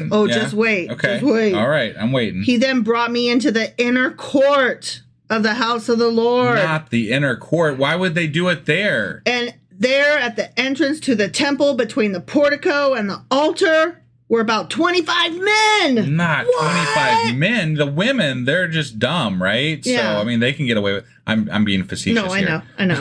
Yeah. But men, 25 of them, huh? Right? Yeah. Okay. With their backs toward the temple of the Lord and their faces toward the east, they were bowing down to the sun in the east. They were worshiping the sun god. Well, which if it was Egypt would be called Ra, Their God literally just admitted that he sent armies after them. Yeah. So even if you did believe in that God, I might switch teams at that point, Right? Yeah. Like, kind of fuck off, man. What I'm finding interesting is that there are 3 different groups of people in this vision worshiping at least 3 different gods. Right. At the same time. Yeah. Yeah. Like, these people clearly are afraid of what's coming, and they're like, okay, they're guys go throwing pray. spaghetti at the God wall. Yeah, totally. They're like, you guys go in and you pray to this God and this God and this God. You ladies come over here, you pray to that God, and we're going to go over here and we're going to pray to the Egyptian God. Yeah, shit is not going well. Yeah. Let's fix this any way we can. And we want to go back home to Judah because we're in Babylon right now. Or no, these guys are in Jerusalem. Yeah. My bad. Right. And all we got here in Jerusalem is this guy that cries a lot. Oh, yeah. Fucking weeping Jeremiah. Yeah. So I find that really interesting that people are doing all this. Yeah. Like, it makes sense. Right. So God said to me, Jeremiah, have you seen this, son of man? Is it a trivial matter for the people of Judah to do the detestable things they are doing here? Must they also fill the land with violence? Oh, you're one to speak. Wait, filling what? And continually arouse my anger? Oh, fuck this God. Okay. Like, what is his fucking problem? Like, he is causing the violence, unless we're talking about like the child sacrifice or things like that, right? But God is basically saying, I'm bringing the violence, I'm bringing the pain, I'm bringing all this shit. Well, and here's another thing. Like, psychology teaches us today that when an abusive husband is beating his wife and he tells her, why are you making me do this? You're pissing me off. Yeah. Like, that is not... He is not in control of his emotions. She might be doing things that are heinous, but be that as it may, you get to, I'm not saying you get to not be mad. I'm saying you're not controlling your anger correctly. Right. And only you can do that. Nobody else can do that. No, and we touch on the same things a lot, but like, this is a God who is supposed to be all powerful and all knowing, all the things, right? And he can't even control his anger. Right. He can't, like, there are ways to settle disputes that are much better than the way he handles things. Right. And apparently he's not capable of that. And that just strikes me as not very godlike. And we know why this is. This is man projecting their flaws into this God at the time of when it was written, which was thousands of years ago. Which would be fine if it just ended there. But no, now we're supposed to pretend that this God is perfect and still exists. And I'm like... it's literally not written perfect. It's literally written as a very, very, very flawed God. Yeah. Very flawed. The writing itself is flawed. Errors galore. Yeah. Like, hello, how come God didn't have it recorded at least correctly? Fix the fucking errors. Right? Jesus. Typos, whatever. Like, that's just, seriously, like, they're like, this is the word of God. And yes, it was recorded by man, but they were guided by God. And I'm like, God doesn't know how to make them not have grammatical errors or whatever. If it was guided by God, why wasn't it written right the first time? Why did people in different time frames have to go back and edit the fucking Bible for these other people that God supposedly inspired to write these words, right? Yeah. Why were there edits done later? If this is the word of God, right, it's not a very well done piece, right? Because it is not complete. Like, it should be complete the first time through, right? Right. If it's not the word of God, you can do it flawlessly the first time through. You don't need to edit it. And if you did edit it, it's no longer the word of God. Exactly. So boom, there it is. Yeah. Yep. So God's like, must they also fill the land with violence and continually arouse my anger? Ugh, that makes me so mad. Right. Look at them putting the branch to their nose. Therefore, I will deal with them in anger. I will not look on them with pity or spare them. Although they shout in my ears, I will not listen to them. Yeah. The end. He's turning his back on his people. Yeah. He doesn't give a fuck. So that phrase, look at them putting the branch to their nose. Yeah. Like I was curious about that. We actually. have no idea what that means. There are Really? several different suggestions. Like it might have been just some kind of gesture that was a common insult back then. Okay. Like, today if we said he stuck up his middle finger, like 1,000 years from now, they might be, what the fuck does that mean? Whereas today we know, yeah, he's flicking them off. I mean, I could try to come up with like the trees I know were very important to those people with their other gods. Yes. So like maybe it was taking in the essence of these other gods as opposed to one of the other suggestions is that they were lifting the branches to shield themselves from Yahweh. Yes, right. Exactly. There's also another thing that there's a typo maybe, and that it says that God is putting the branch to his nose, in which case he's like blocking his nostril, not able to breathe in. Okay. And so he's like, they're pissing me off, God damn it. Right. And maybe the smells are detestable to him because they're sacrificing the wrong animals to these other gods. And they're burning incense to the other gods. Which is not the correct incense and all that crap, right? Right. So, I mean, there's any number of things that could mean, none of which is like important to the overall story. Right. So... But who cares? Curiosities, I like touching on some of that stuff just because it's somewhat interesting to be like, okay, what was that supposed to mean? Right. I mean, just sitting by itself, like, what does that mean? And then when you find out, like, sometimes it's interesting. It's like, oh, it came from this, which came from that, and sometimes it's just not really that important. Exactly. Right. It's always more interesting when you can trace it back to something that we still do to this day. All right. Well, that was Ezekiel chapter 8. Sure as fuck was. Which means that we will be back tomorrow with Ezekiel chapter 9. All right. We'll see you then. Bye.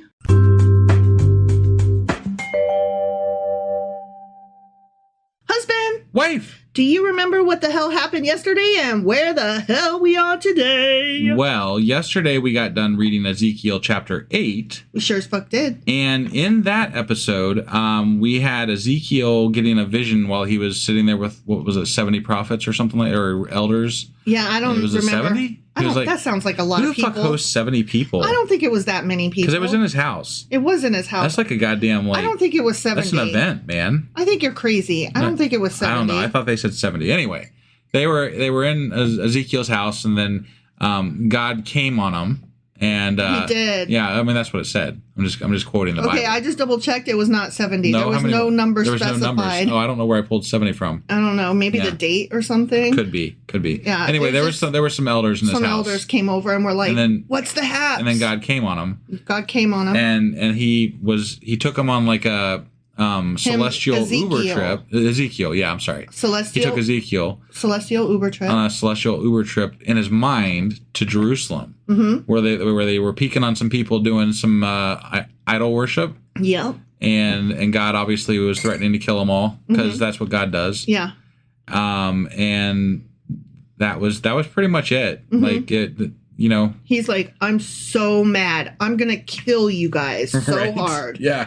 So that was before we hop into this bit. Yeah. We just wanted to re-mention this, but we are in the midst of a Patreon drive on our website. Oh yeah, we are. So if you go to sacrilegiousdiscourse.com, right at the top of our website, we've got a banner that we're tracking our new subscriptions and everything like that. As far as we got a goal of $400 per month.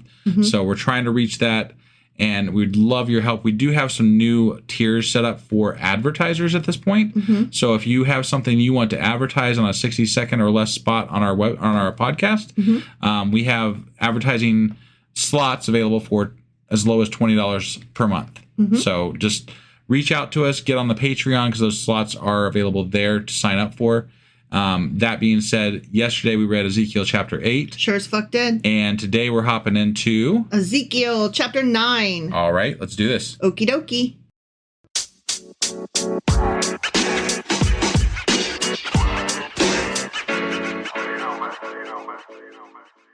All right, we are hopping into Ezekiel chapter 9. All right, Ezekiel chapter 9. Ezekiel. Easy K. Yeah. So Easy K heard him, God, call out in a loud voice. Yes. Bring those, oh wait, no. What do you say? Bring near those who are appointed to execute judgment on the city, each with a weapon in his hand. That would be the Babylonians, I'm assuming. Because they're the ones executing the judgment, I would imagine. Well, we're about to get into what Okay. happened. All right. Don't forget, this is a vision that Ezekiel's having. Got it. So they're not coming right this second. Okay. All right. So now Ezekiel continues, and I saw 6 men coming from the direction of the upper gate, which faces north. So the north people again. Mm-hmm. Yeah. Okay. Each with a deadly weapon in his hand.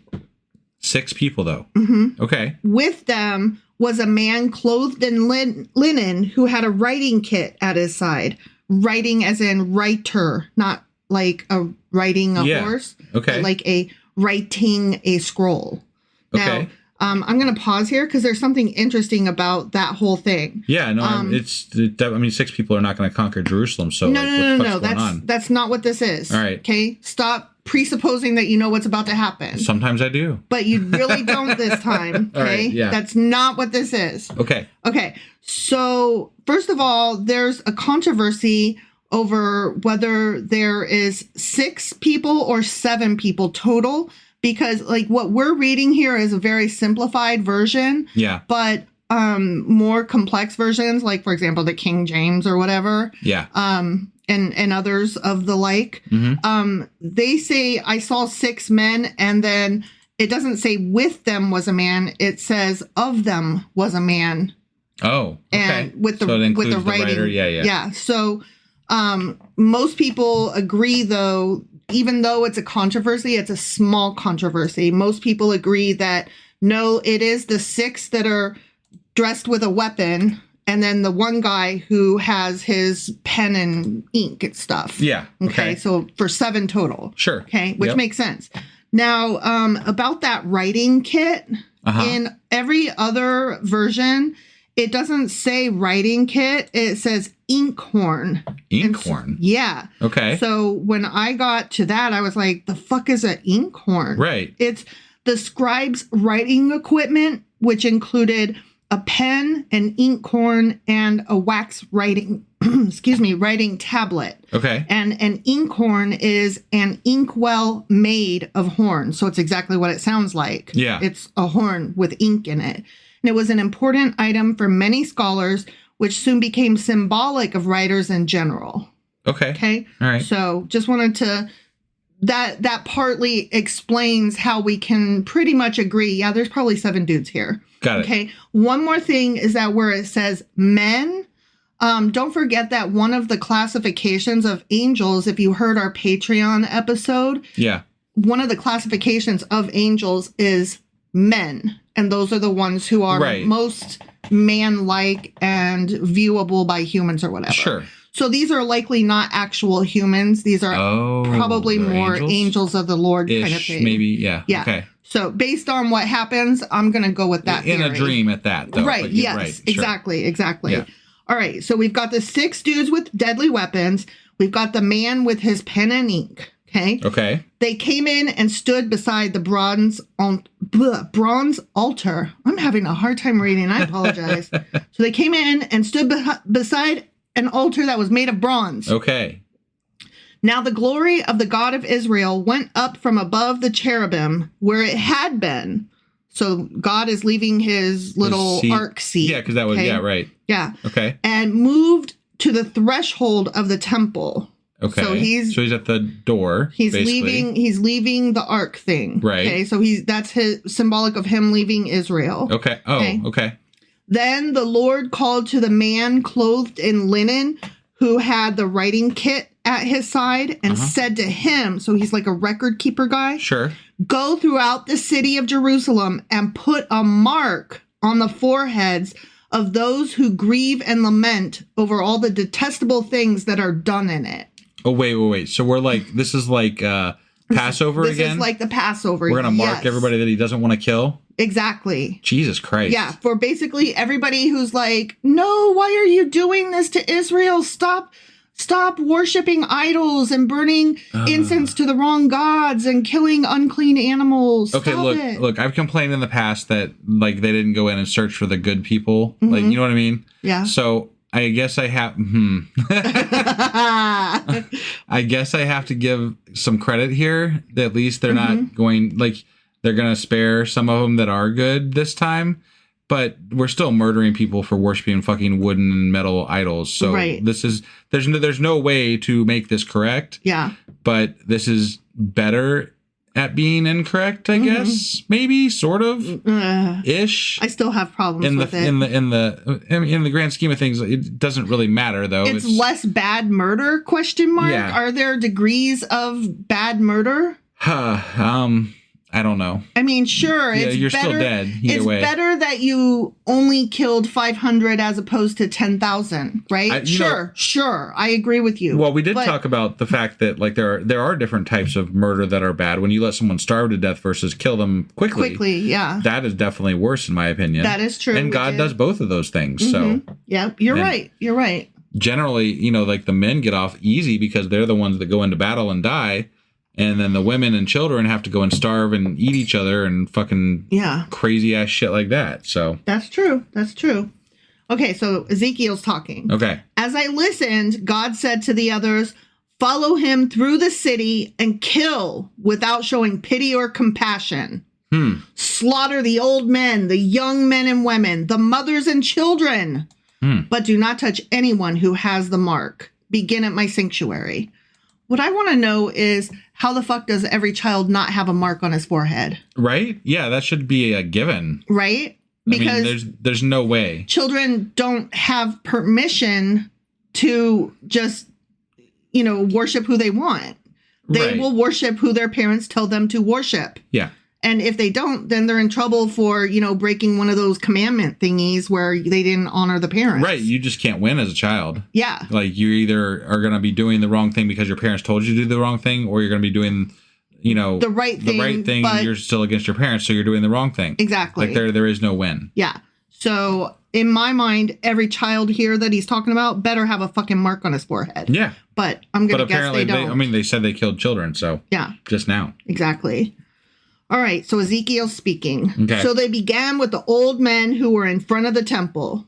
Then he said to them, "Defile the temple and fill the courts with the slain. Go." So God is ordering them to defile his own temple. He's like, I don't sit there anymore. Okay. It's not mine. Go ahead and defile it. Sure. So they went out and began killing throughout the city. While they were killing and I, Ezekiel, was left alone, I fell face down, crying out, "Alas, sovereign Lord, are you going to destroy the entire remnant of Israel in this outpouring of your wrath on Jerusalem?" He's like, Jesus Christ, what are you doing? Right. Like, I think that's a fair reaction. It's a fair question, yeah. I mean, he did fall on his face, so he's like, I respect that you are powerful and you're God and whatever, but this seems crap. It is crap. Yeah. I mean, yeah. All the murder and mayhem that God causes is crap. Like there is no justification for the things he's doing. Right. You can't justify murder, and that's what anybody who believes this shit is essentially justifying a lot of fucking murder. Right. By their God. Yeah. Yeah. And when we say God, of course, we're saying in canon, in the Bible, because we don't believe in God. Right. Yeah. So, no, I mean, that's why I said their God. Yeah. And it's not, we don't believe that this actually happened this way, for sure.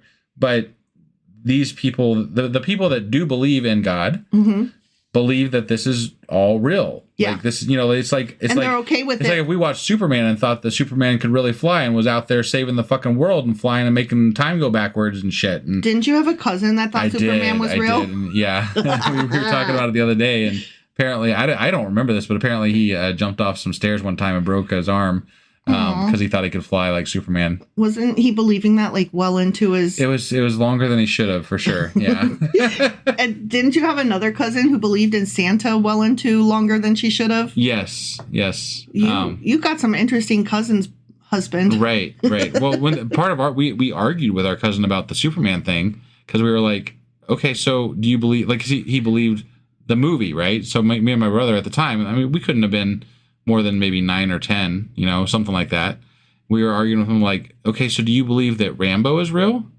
Like we're literally videotaping this guy just like shooting down, so many people. Like that's Right. crazy. He's like, why would you believe the movie is real? Yeah. There's no reason to believe that the movie is real. Over These things any can't other actually movie. happen. Right, yeah. Why this movie over any other movie? Right. Yeah. Interesting. Yeah. So anyway, Ezekiel says, he answered me, the sin of the people of Israel and Judah is exceedingly great. The land is full of bloodshed, and the city is full of injustice. They say, the Lord has forsaken the land. The Lord does not see. So, I will not look on them with pity or spare them. The Lord has forsaken the land, so I'm going to forsake the land. Yes, exactly. Exactly. But I'll bring down on their own fucking heads what they have done. Yeah. Okay, that'll show them. Right. How are they going to learn you just killed them? Right. Like, well, I might have learned. I don't know. Maybe you could have talked to me to my fucking face, but yeah. Nope. No, he's got to pass these messages around through crazy people that are watching shit come down from lightning skies with fucking eyeballs on the wheels and, I don't know. Just whatever. Like the one guy, was it Isaiah that wandered around naked in the fucking desert? And then Jeremiah was definitely a fucking traitor. Like these are their reliable sources. Right. It's bullshit. It is bullshit. Yeah. So then Ezekiel says, then the man in linen with the writing kit at his side brought back word saying, I've done as you commanded. The end. So they in his dream. Yep. They went around, these angels and the guy writing whatever. I don't know what he was writing I don't know what he was keeping record, I guess. For something that hasn't happened yet, apparently. Right. And doesn't happen because the only thing that did happen was Babylon came in and invaded Jerusalem. Exactly. So this didn't happen. There is no way to corroborate this actually as an event in history. He might have had this dream. I don't fucking know, but that's beside the point. Okay. I don't care if it happened 2,000 years ago or yesterday. Right. If some fucking angel came by and put a mark in your goddamn head and you lived and the next guy to you didn't because he didn't have a fucking mark on his head and there's angels killing everybody, that shit would probably, and there's some celestial dude writing it down, that stuff's going to make it forward somewhere. Oh, I see what you're saying. Yeah. But it didn't. No. It didn't. Totally. Like, this is just in his little fucking dream thing. Okay, here's the thing. Like, me and you have been saying for the last couple of months, I'm going to veer into politics a little bit. Yeah. We're like, unfortunately, I'm pretty sure Trump's going to win the presidency. I hate it. I don't want it to be true. Right. But I'm feeling that way. I'm looking at the way everything. I live in Ohio. Yeah, it doesn't look good. I see all the signs, and it's not okay, guys. I'm pretty sure Trump's going to win, and I do not want that. But be that as it may, right?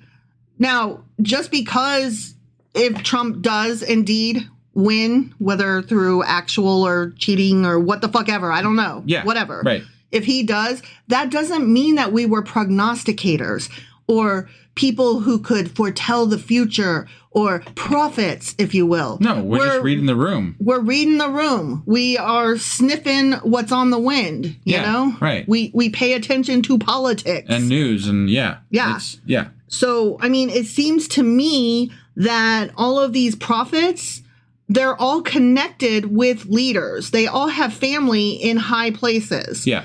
All of them. And so it seems to me that they all kind of know what's coming without magic, without help of God, without, dreams and visions. You can sometimes see what's coming. Yeah. It's not. No, this is magic. not rocket science. Yeah. Yeah. So they're just taking their best guesses, and these things made it through. Like the written form that made it through because they were sort of kind of right. Yeah. Not even in the sort of kind of right, they're not right. Exactly. But for all intents and purposes, they had some, semblance of truth that was able to make it seem like they had some vision of what was happening. Well, and then they had a little bit of help with people who came back along the way and backfilled some of the information to make it even seem more magical. Right. And well, of course, like in a chapter like this with Ezekiel, right? Especially given the intro that we had to him. Yeah. You can take this vision about angels and you can be like, well, this is just a symbolism for the coming slaughter from the Babylonians, right? Because what's coming, you can fill in the blanks yourself. Sure. Sure. You have a preconceived notion. Right. But then the whole marking of the head, like, it's kind of, I can see how it could be apologized away. Mm-hmm. But it's still really weird, and it's still not something that actually happened. So, right. I don't know. However you want to take that, take it. Magic is not a thing. I don't believe in prophecy. I don't think this shit happened. I actually am. It's more than think. I'm fairly fucking certain it didn't happen. Right. So, it is what it is. Magic isn't real, and there is no God. The end. Right. Before we get out of here, I do want to mention to everybody, if you haven't joined us on our lives that we're doing, we're basically Monday through Wednesday now. So we're doing lives on YouTube and Twitch on Mondays and Wednesdays at 10:30 p.m. Eastern. Mm-hmm. And then Tuesdays are our regular live Discord, which we're a lot more interactive on that one than we are on the YouTube and Twitch ones. Mm-hmm. So if you want to chat with us, hop into Discord. And that's at 10 p.m. 10 p.m., yes. Mm-hmm. And if you want to just, hop into a nice little live and see how we do the magic, come on over to the YouTube or the Twitch and join us there. Yep. And also don't forget, if you have the ability to help us on Patreon, we have that drive going. Definitely would appreciate that. I got nothing else. Are you good? Do we have anything else to say before we get out of here? Fuck Ezekiel. Yeah, sure. That's a good way to end it. All right. That was Ezekiel chapter 9. Sure as fuck was. Which means that tomorrow we will be back with Ezekiel chapter 10. We'll see you guys then. Bye.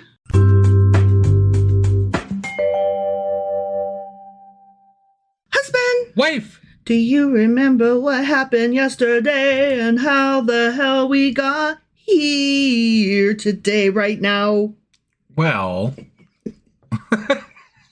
Yes. Can I help you? Yesterday, we read. Well, yeah, it was yesterday. Sorry, it's a late day today, so I was, it took me aback for a second there. Yeah. But yesterday we read Ezekiel chapter 9. Sure as fuck did. Which in that one there was like 6 angel-y type things. They didn't specifically say that in the chapter. They were men, but I think that they were angel men. Sure. There were 6 men or angels or whatever, and maybe 1 scribe or 5 and 1 scribe. Who cares? Fuck cares. Right. Anyway. Guys and scribe. Yeah, they went through Jerusalem and like marked people's heads if they were appropriately godly or something, and then they killed the rest of them. Well, yeah. And Ezekiel was like, whoa, man. Like, that's horrible. Like, why? Stop. Yeah. But I think that was more just so, that way you can't go up there in front of people and say this shit and be like, you all deserve to die. You should die. Right. I think you're all awful. Yeah. You got to have like some like distance between you and that message. Like Ezekiel was like, dudes, I tried to stop him. I did ask God why. Yeah. And it's like, but you're so like chicken shit of him that you fall on your face every time he comes around. So I don't believe you, kind of. Yeah. It takes an act of God, literally, to get him to stand up and look at God. Right? And then there's the whole he saw God's dick thing. Multiple times. Yeah. That's interesting. Right? Yeah. I wonder if he's like a Klingon. I learned this week that Klingons have 2 dicks. And the women. And 2 vaginas. Yeah. 2 reproductive organs. Nothing I was aware of until you told me. And I still don't know where the fuck this is coming from. I'm quite certain it was not covered in Next Generation. I learned it. It did come up, apparently. We missed it because probably they didn't say, Worf has 2 dicks. Right. I'm sure that it was like blah, blah, blah, blah, blah, double of every organ, including reproductive, like. Sure. But I double checked. After I heard that, I was like, no. And then I double checked, and it is canon. So Worf got 2 Ds. Interesting. I wonder if God is so lucky. I doubt it. I mean, he made, us in his image. So I think he's only got 1. Right. But we made Worf in our image and then didn't like it and gave him some forehead wrinkles and another penis just for good measure. Right. So, not the Worf and Klingon stuff, but the rest of that, we that was Ezekiel chapter 9. Sure as fuck was. Which means that today we're getting into Ezekiel chapter 10. All right, let's do this. Okie dokie.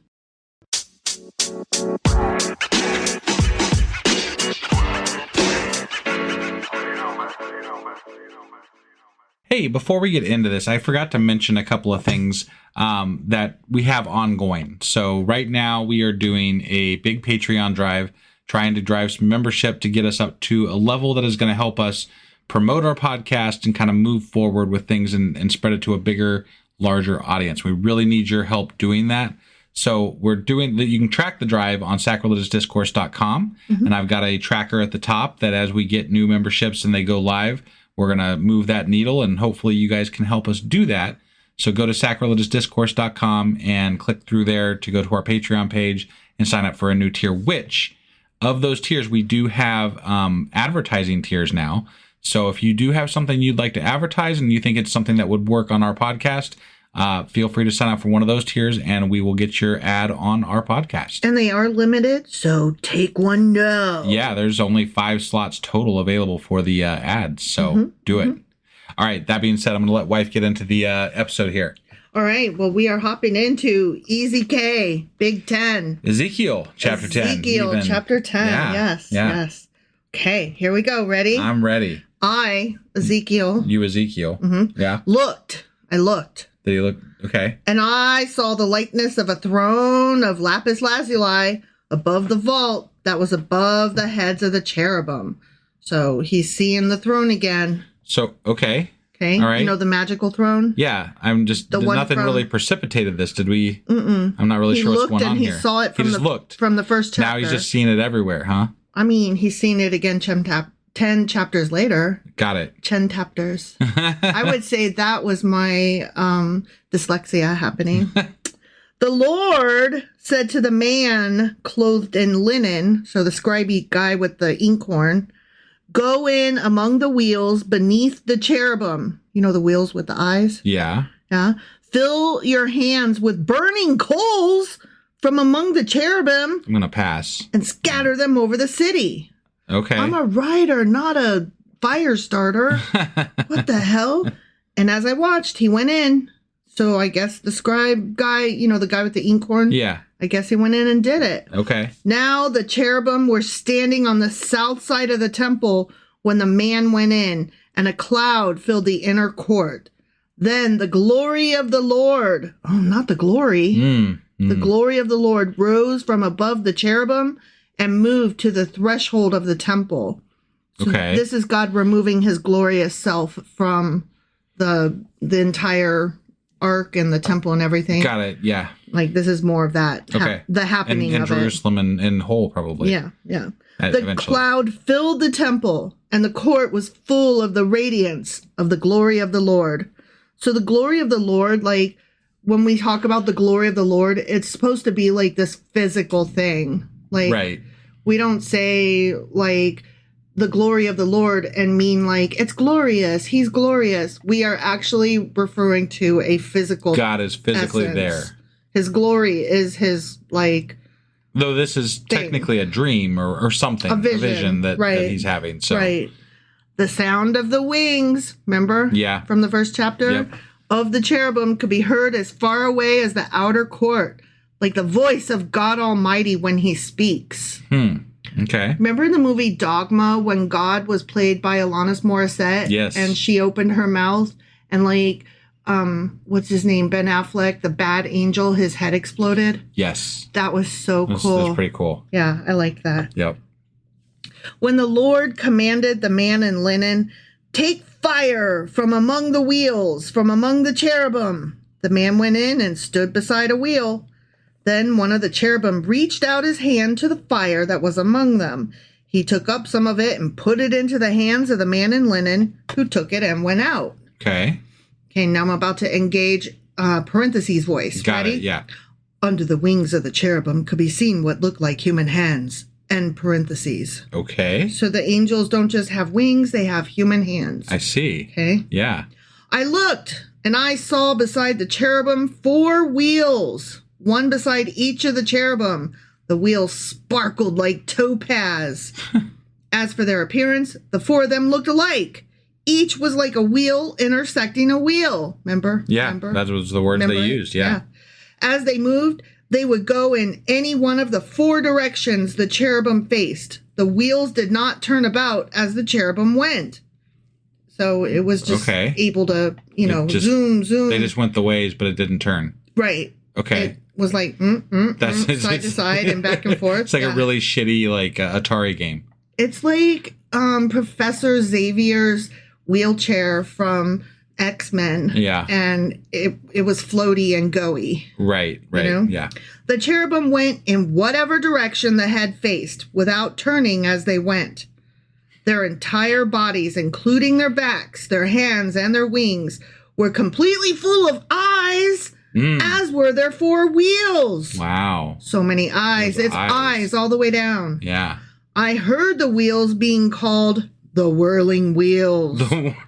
That's what I always call wheels. The whirling wheels. Those are in quotes. I mean, oh my God. They're for real. I'm just imagining. Whoa, get a load of those whirling wheels. This is so ridiculous. Those wheels were really whirling. Check it. I want to see a religious person walk down the street with like a shirt with like the whirling wheels on it. Right? Like, oh, you really did read the book. Book. Yeah. Good on you, man. Yeah, right? Yeah. Each of the cherubim had 4 faces. One face was that of a cherub. The second, the face of a human being. The third, the face of a lion. And the fourth, the face of an eagle. So we're missing an ox. That was, like they added the human being, or something. No, they added the cherub. They had the cherub. Yeah. They added the cherub. So they've got man and cherub. But they did away with, so that we've changed the image of the angel here. Yeah, because we're missing the ox. Yeah. Then the cherubim rose upward. These were the living creatures I had seen by the Kabar River. Not quite. I know. Not quite. It's close. It's really very close. Really fucking close. Yep. But the statue changed. Yeah. Took on a new face and dropped one. Right. I'd be looking around. Yeah, that's definitely... Where'd that face go? That's different. I bet that's a contradiction. I bet it is. When the cherubim moved, the wheels beside them moved. And when the cherubim spread their wings to rise from the ground, the wheels did not leave their side. Okay. How did they have room to spread out their wings to fly? I'd really have to see this in action to figure this out. I don't know. Don't understand. I'm not having an easy time with this visualization here. I'm not either. And you know what? Making things have room for wings to spread out is a common art problem. The most recent example, you didn't see this, but I did. The movie Damsel on Netflix, starring Millie Bobby Brown, who played Enola Holmes. Okay. In the Enola Holmes series. Right. Sherlock's younger sister. Yeah. Anyway, really cute series based on a really cute book. But the movie Damsel, it was a 3-star movie at best. That's me being really generous. Okay. And inside the cave is a dragon, voiced by the actress who plays, what's her name?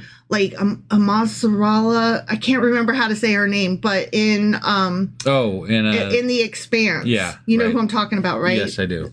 She was in charge of the moon and stuff like that. The Earth and the moon, yeah. Right. She has a very distinguishable voice, which I adore, and she voiced the dragon, and that was great. Got it. And the art of the dragon was great. Like, actually, a lot of the art in the movie that I'm talking about, Damsel, was great. But when the dragon spread out its wings and flew through the corridors, how? They're inside a motherfucking mountain. Yeah, that doesn't work out very well. No, it doesn't. Like, the dynamics, the science doesn't work. And I understand that this is fantasy, not science, but we have to be able to see how it works if you're going to do something like this. Sure. And so these cherubim flying, that means they're flapping their wings, right? Yes. How is this happening? The science ain't sciencing. Okay? I don't know. I mean, beyond the fact that they're fucking angels in the first place with multiple faces. Right. But still, don't bring this magical thing and then say, and they were flying and there was plenty of room for their fucking wings. We're already talking about a god. So, I mean, I know. I expect too much. Right. I expect too much. Yeah, and especially from thousands of years ago. It's just they are asking too much, I think. I don't expect too much. They are asking too much. Okay. When the cherubim stood still, they also stood still. And when the cherubim rose, they rose with them. Because the wheels, that is. Right. Because the spirit of the living creatures was in them. Okay. Okay? Mm-hmm. Then the glory of the Lord departed from over the threshold of the temple and stopped above the cherubim. Okay. I wonder what's going to happen. I wonder. While I watched, the cherubim spread their wings and rose from the ground. And as they went, the wheels went with them. Did they go with, like, we just said that like 5 times in a row? No, the wheels keep going wherever they go. If they go, that's where the wheels do. Okay? Right. They stopped at the entrance of the east gate of the Lord's house, and the glory of God was above them. So the glory completely left the temple. Yeah, and it's above the cherubim. Yeah, sure. It's with the throne now. Bye. Okay. So what we're seeing is that the glory of the Lord is back with the Lordy Lord on the throne, is what I'm getting out of this. Okay. He had dropped off his glory for safekeeping, and he's like, give me my glory back. Right. Like glory hole?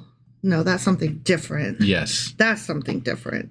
These were the living creatures I had seen beneath the God of Israel by the Kebar River. And I realized that they were cherubim. So why did he realize that? What reference does he have to realize that they are cherubim? Right? That's what I would like to know. I'm just curious. And I realized for no reason whatsoever that these are some classification of angel. Right. What?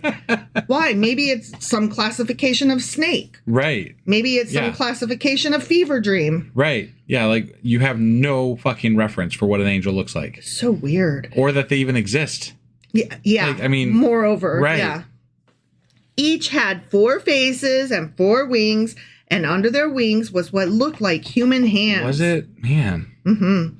Their faces had the same appearances as those I had seen by the Kebar River, except for that they had cherubim faces instead of ox faces, so they weren't actually the same. They were actually different. Yeah. Each one went straight ahead. The end. What a stupid chapter. Yeah. Like, we just repeated over and over and over and over what these stupid fucking angels look like. Mm-hmm. And from chapter 1. Yeah. But different. Only it wasn't even correct. Yeah. At least it wasn't the same. Yeah. And, okay, so God left the temple, and there were cherubim, and they fucking burnt shit, and... What I would be curious to know is, so are these different angel people, guys, than Ezekiel saw in chapter 1? Or was it a mistranslation / error? I mean, I think that's something we'll have to look up on the Q&A. Yeah. Because, I mean, well, maybe. I think you already did the research since we're doing this late, so... Yeah, I'll have to get into that another time. Okay. But I am curious, and maybe it'll come up in contradictions, too. Yeah, right. So, yeah. We'll see. Okay. We'll have to talk about it at some point, at any rate. Right. Okay, well, that was... I'm sorry. Oh, wow. Wow. That was Ezekiel. It was Ezekiel, my friend. Chapter 10. Sure as fuck was. Which means that tomorrow is Saturday, and we'll be getting into... Q&A Saturday. And then on Sunday this week, we'll be doing our... Sacrilegious Book Club. And then I will get the weekly wrap-up out, and we will be back on Monday with... Ezekiel chapter 11. All right. We'll see you then. Bye.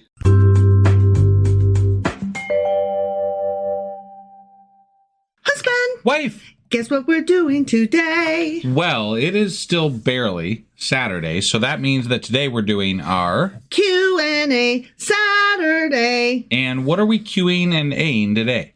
We are going to go over chapter 8 of Ezekiel, where the women were mourning the god Tammuz. And then we are going over chapter 10 of Ezekiel, where there were 4 different faces on the cherubim thing that Ezekiel saw. But in the first chapter, he saw one set of faces.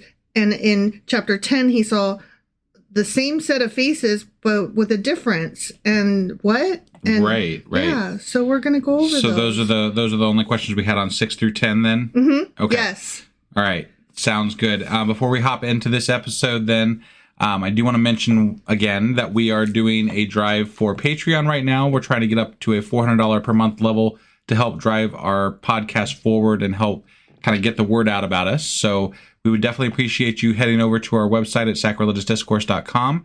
Click on the link at the very top where we've got the Patreon drive going, and then go over and subscribe for as little as $2 per. No, actually, we have a $1 per month level now. So $1 a month gets you to help us move that goal forward for us and get us where we need to be. We also have advertising tiers on there, so check that out as well. That being said, let's go ahead and get into our episode. Okie dokie.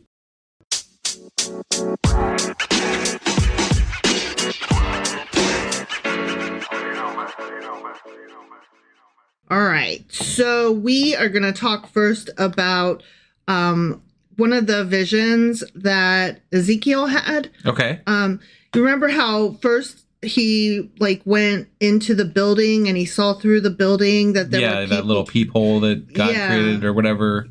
So that was where he was seeing them use Egyptian style worshiping. Okay, and then the next vision that he had was of Phoenician style worshiping where the women were weeping for Tammuz. Okay. And then the last one was Persian style worshiping where they were worshiping the sun. Oh, so they're literally calling, I didn't realize that when we were reading the chapters, but they're literally calling out specific other gods that they were worshiping and listing them off essentially. Yes. Okay. Yeah. All right. I had to glean that from the notes. I pulled that out from the research because it wasn't explicit what gods they were worshiping. It was just it was stated, in the practices that they were doing, and the way they were doing it. Exactly. Apparently. They named the practices, but not what gods and cultures were associated with. Got it. So that's why I just wanted to elucidate that a little bit. Yeah. And say, so these were the cultures that they were borrowing from. Okay.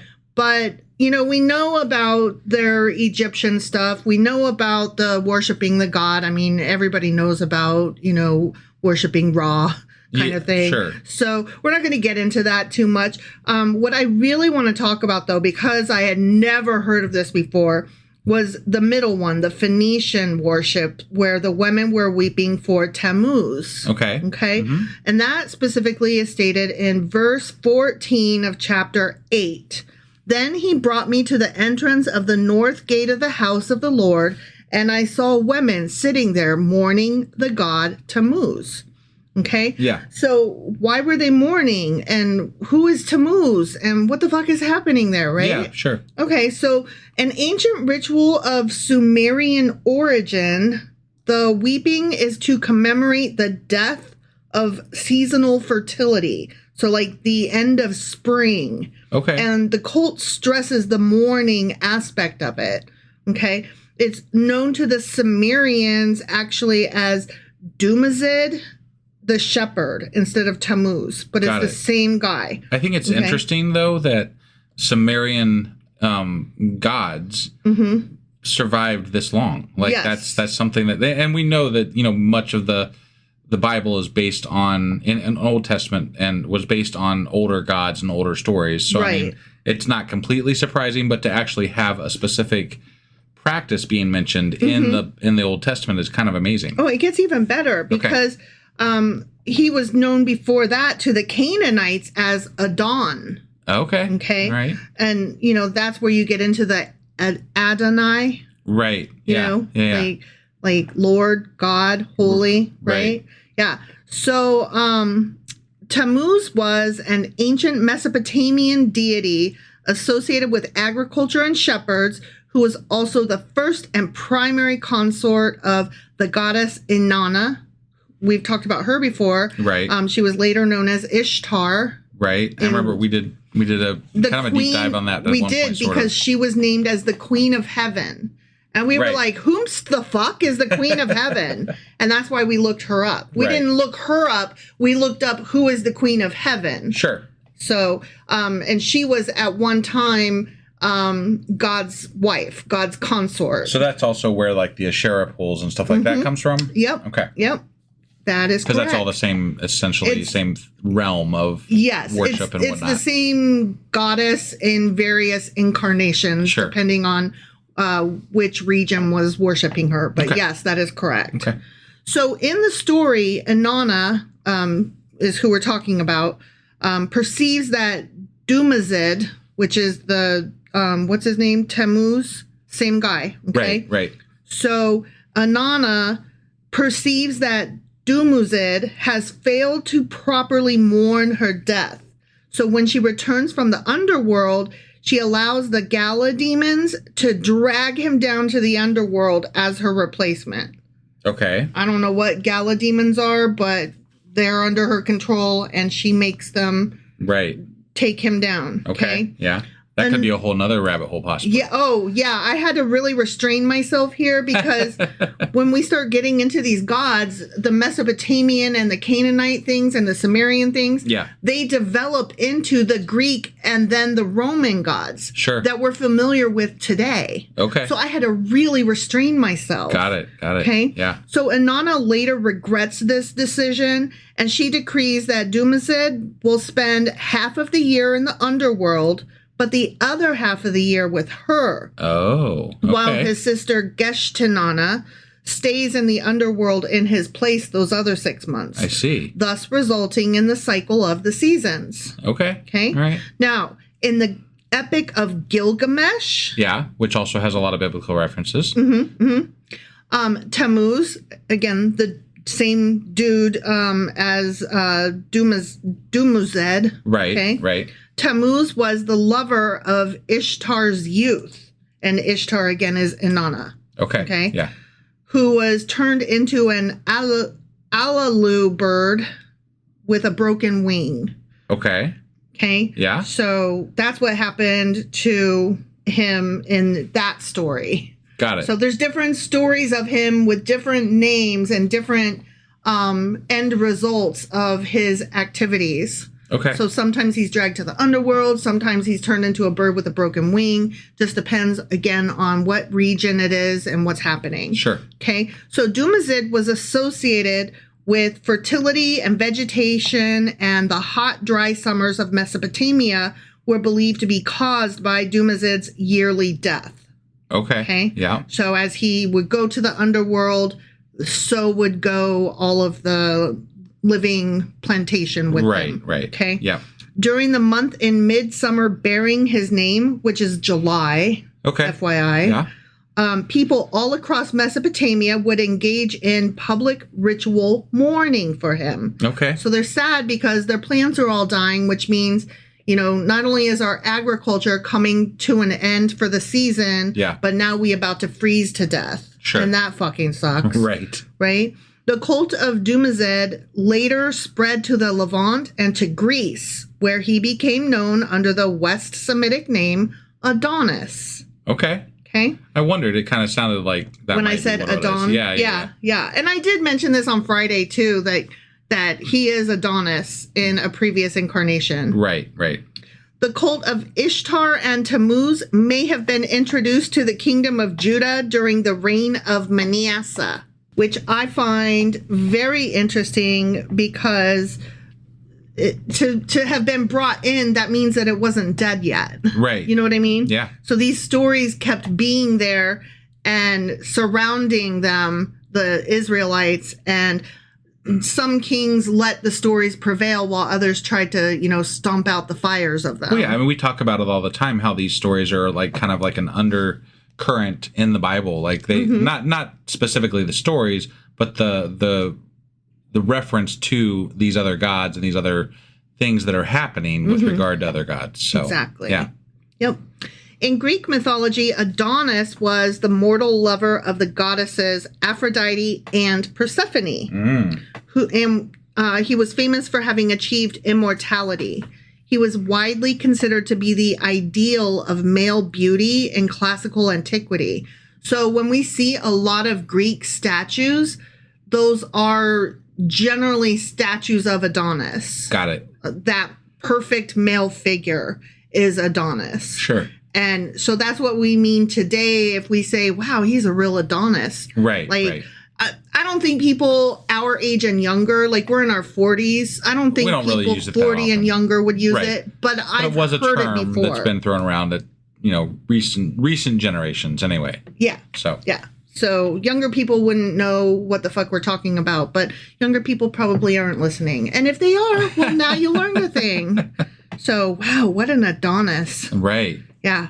Beautiful Maybe man. you can start making it a thing again, you know? Oh my God, I'm going to make fetch happen. Yeah. Okay. So the myth goes that Adonis was gored by a wild boar during a hunting trip. Gotta watch out for those wild boars. I mean, you talk to John Knight, Cody Johnston, of Some More News and Even More News, he's like terrified of wild boars. Yeah, that's funny. So he died from this goring in Aphrodite's arms as she wept. Yeah. His blood mingled with her tears, and that became the anemone flower. Oh, okay. So that's the myth behind where the anemone comes from. Got it. Okay. Aphrodite declared the Adonia festival, so Adonis, right. Adonai, Adonia festival, to commemorate his tragic death, which was celebrated by women every year in midsummer. During this festival, Greek women would plant so-called gardens of Adonis, small pots containing fast-growing plants, which they would set on top of their houses in the hot sun. The plants would sprout, but then would soon wither and die. Because if you leave a plant in the sun, that's what fucking happens, right? Yeah. Then the women would mourn, quote unquote, that's right? That's kind of cool, actually. The death of Adonis. Yeah. I like that. I mean, I do too. It's kind of a neat, just kind of appreciating the passing of the seasons, right? Yeah. I don't really see a problem with it per se. You know what? I mean, I don't see a lot of problems in a lot of religious practices if they are not harmful. In a lot of the more pagan traditions were more based around culture seasons and weather, growth and death and things like that. Yeah. It was very pertinent to being a human. Right, and exactly. Survival in the wild. I don't mind those as much as what we've turned religion into in the modern age. Right. So. Right. Yeah, same. So the women would mourn the death of Adonis, tearing their clothes and beating their breasts in a public display of grief. So I'm sure much like we hear about them doing for whatever reasons in the Bible all the time. Yeah. So that just fit right in. Yeah. In late 19th and early 20th century scholarship of religion, so kind of recently, Adonis was widely seen as a prime example of the archetypical dying and rising god. Okay. So, a Jesus type figure. Sure. Because he did come back. Right, right. From every the season underworld. Or whatever. Yeah. Right. Yeah. The name Adonis is related to Adonai, one of the titles used to refer to the God of the Hebrew Bible, and still used in Judaism to the present day. The Syrian name for Adonis is Gaius. Okay. Which I just think is cool. Yeah. Other adaptations of Adon in various civilizations include the Canaanite god Baal, who was worshipped in Ugarit. Really? And, of course, Tammuz or Dumuzi, which that's how we started this piece here. You said one of the names for this Adonis or whatever is a name. What was the name? It was a name for God, right? In the Bible? Adonai? Yeah. Yeah. That's a name for God that they what still I use, literally right? just said. Yeah. No, I was going back. Sorry, I'm just recapping because apparently this same God is related to Baal, which is very interesting because we know Baal. It's almost their direct, rival, but these names are the same, which makes me think that a lot of this was just competing the same God competing against different factions. Yeah. Yeah. It's all the same sport. It's just different teams representing the same sport. Right. Yeah. So, he's also known as Tammuz or Dumuzi, meaning July, which I already said. Yep. To the Babylonians. And then in Egypt, he was Osiris, the god of resurrection. Yeah. So that's a whole different bag of worms. Right. Yeah. Okay. No, I mean, it sounds very relevant, in a roundabout way, sounds very relevant to Christianity. Yes. So that's interesting. Right? Yeah. Yeah, I had no idea. I was like, or at least heavily influenced the ideas behind Christianity. Right, exactly. So. Or was happening at the same time so that all the names are confused as to who was what. Well, much of this, with regard to Christianity, much of this happened prior to Christianity. Right. Which leads me to believe that it probably influenced it heavily. Sure. Sure. At least some of the resurrection ideas and the, you know, things like that. So. Oh, yeah, definitely. So then, so that was that cue that we had. Yeah. And I would consider that very aid. Right. So our next cue comes from chapter 10, verse 14. Each of the cherubim had 4 faces. One face was that of a cherub, not an ox. Right. The second, the face of a human being. Okay, that one tracks. Yeah. The third, the face of a lion. Okay. And the fourth, the face of an eagle. Yeah. Sure. Yeah. So, you know, that was in chapter 1. He described the same thing, except he said ox instead of cherub. Yeah. So what the fuck, right? Right. So I did as much research as I could, and there is no consensus. Now, there are 3 suggestions that all result in... Okay. So here are the 3 possibilities, and you tell me which you think. Yeah, okay. All right. So some explain the discrepancy by saying that these beings are cherubim, and each face is actually the face of a cherub, so there was simply some unknown reason why the substitute word was used. That's like the most apology. That sounds so fucking generic. It's not ours to know. Right. Don't worry about it. Stop questioning. Yeah, that doesn't even come close to gleaning an answer for that. Yeah, like, no, but I want to know. Right. Like, you put this in front of me, I want to know. Yeah, and you described it 2 different ways. Yeah. So what does that mean? Why? Why? A human being described it 2 different ways. Yeah. So why? What, you know, and then told me it was the same being. Right. Like the living creatures. Yeah. Is what he called them. Yeah. And so I'm like, okay, so are there 2 types? Because he's saying this is the same guys. Sure. So I'm like, which one is it? Right. Okay, so that's one explanation. Okay. And I do not accept that one. Sure. Okay. Some explain this by saying that the face of a cherub is something like the face of an ox. Okay. And they're like, yeah, he just didn't see it right the first time. I don't know about that. Because cherub is what the guy basically is. Right? Like, he's a 4-faced angel guy. Right? Right. So I'm like, he's an angel guy, and one of his faces is an ox. Is an angel? What? Right. That doesn't make any fucking sense. So I don't accept that answer either. Yeah. And then some explain this by the error of a scribe who copied the text. And that's probably the most likely. With that one. Yeah. But don't tell me it's not that one, because look, it's either that or, you know, we have to throw this whole thing out the window. Yeah. Because it's hypothetically Ezekiel writing this whole book, right? We're pretending. We're pretending like that's the case. Yes. In canon, he wrote the whole fucking thing. In canon, he wrote the whole fucking thing. The same motherfucker described the same entity almost to a T exactly the same way, except for one small fact. Yeah, he changed the cherub he changed the ox to a cherub. And it turns out that one small fact was a pretty big fucking deal. Yeah. Because that's ox and cherub are what? No. Now I will say that the word cherub comes from the same root as the word caribou. Which I found interesting. Okay. But I didn't see anybody else make that connection that isn't ox and caribou from the same family. I could have accepted something along those lines. But I didn't see that offered up. Right. I made that connection. Sure. Like, and I've mentioned it more than once and stumbled across it more than once that it came from that same root word. Right. I'm going to lean more that this is a copy and error. Yeah. Because that tracks better in my mind. So, and it might even have involved that similarity in term. Sure. You know? Possibly, yeah, because the words might have even been close like how they look in the original Hebrew or whatever. Yeah, sure. Yeah, I don't know. Right. So yeah, but regardless of how the error came about, it was an error nonetheless. Okay. I'm gonna call that one aid, but with a question mark and an asterisk and a fuck you. So once again, the Bible is not infallible.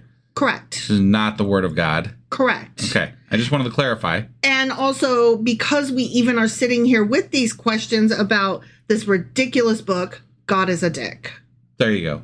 Yeah. I mean, accepting that there is one, which there's not. Right. Yeah. All right. Well, was that all we had to cover today? That is all we had to cover today. Okay. Well, Consider yourself 8 off. That was our Q&A for Ezekiel chapters 6 through 10. Mm-hmm. And, this is Saturday, which means that tomorrow is Sunday. So we'll be back tomorrow with our Sacrilegious Book Club. Right. And then I will get our weekly wrap up out. And then we'll be back on Monday if you want. There's 2 things that could happen that day. You could listen to our episode, which will be... Well, on Sunday Sunday night we'll be recording Ezekiel chapter 11. Which will come out on Monday. Which will come out Monday morning. And then that evening... we will be recording Ezekiel chapter 12 in a live... on Twitch and on YouTube. Mm-hmm. And that is done at 10:30 on Mondays. So the links are in the show notes here. Go down there and click on the link for our YouTube or Twitch page. Mm-hmm. And subscribe and join us on that live. Mm-hmm. We'd love to see you there. Yes, we would. All right. I think that's all we got now, so we'll see you guys later. Bye.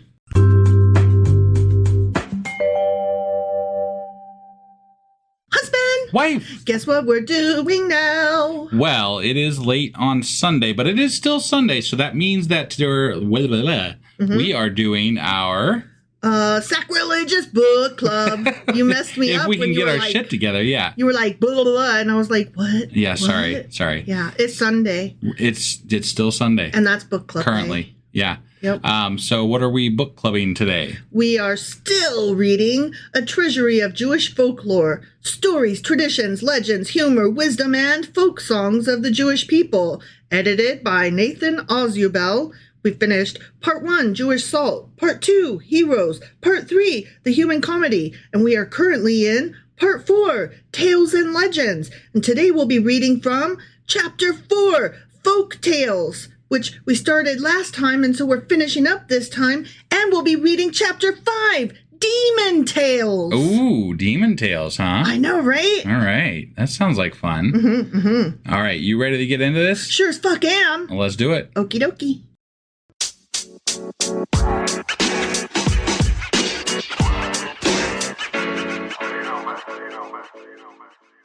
All right, husband, do you remember the last time that we started reading from this book, what we were doing in Folk Tales? Not even a little bit. I mean, it was over 2 weeks ago. Yeah, so, yeah. I mean, I can barely usually remember what we did the last episode. So right, you're asking me to remember 2 weeks ago, and I'm like, It was Alexander the Great. Oh, yeah. I do. Now that you mention it, remember going over that. Yes. Yeah. So that was all the first half of Folk Tales. Okay. So I thought we would do the other half today, but I really only liked a couple of the stories from this section. Okay. So that's why I went on into demons. Got it. Okay. Yeah. So let's finish up Folk Tales here, okay? Sure. So we are going to read The Test of a True Friend on page 570. Okay. What do you think is the test of a true friend? That they always know your name. What? Where they always know your name. No, that's a bar. Oh, shit. That's a bar. Okay. All right. Have you ever heard the adage, like, your friends know where the bodies are? Right, Or, yeah. you could call them and they wouldn't ask any questions. They'd help you bury the body. Yeah. Yeah, this kind of is maybe where that came from. Okay. It's kind of interesting. Got it. All right, here we go. Ready? I'm ready. When the time came for Arvis, the philosopher, to die, he called his son to his bedside and asked, "Tell me, my son, how many friends have you made in your life?" "I have about 100 friends," answered the son proudly. Damn, that's a lot. Yeah, he was clearly on Facebook Right, and counting yeah. all his social media pals. Yeah, like people he bumped into down the street, you know? Yeah, dad's about to set him straight. Like, yeah, Right. actually, that's not how friendship works. "Whatever you do," Arvis admonished his son, "don't believe a man is your friend until you've proved him. Reflect that I, who am so much older than you, have found only half a friend in all my life. Isn't it rash of you to say that you have 100?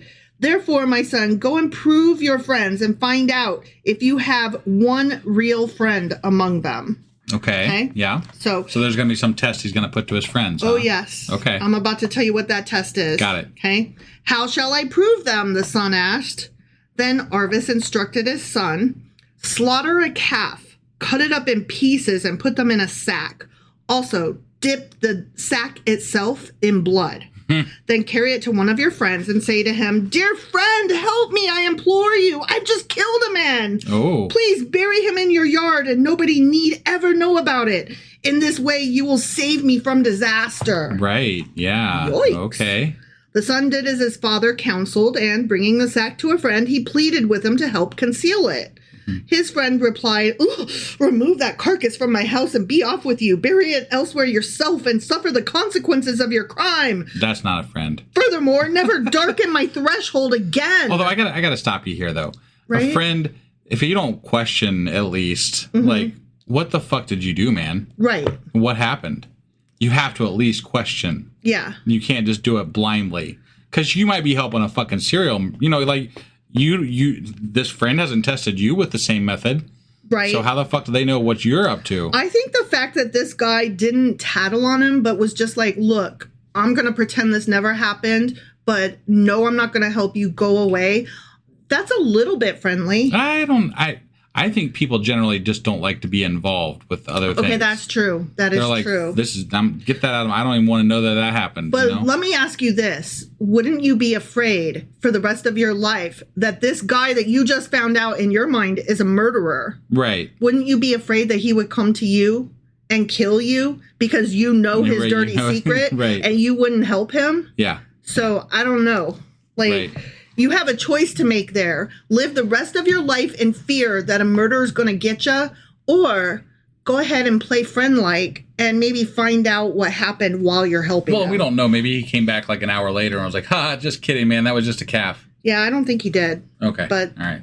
maybe. Right. I don't think he did, though. Okay. So the son went to a second friend and to a third and even to the very last, the 100th one. And each one drove him away. He then returned to his father and told him all that had happened. "There's nothing unusual in your experience," his father comforted him. "When a man prospers, his friends are numerous. And when he falls on evil days, they vanish like the mist. Yeah. Therefore, my son, do as I now bid you. Go and call on that man who I have told you is only half a friend of mine, and hear what his answer is." Okay.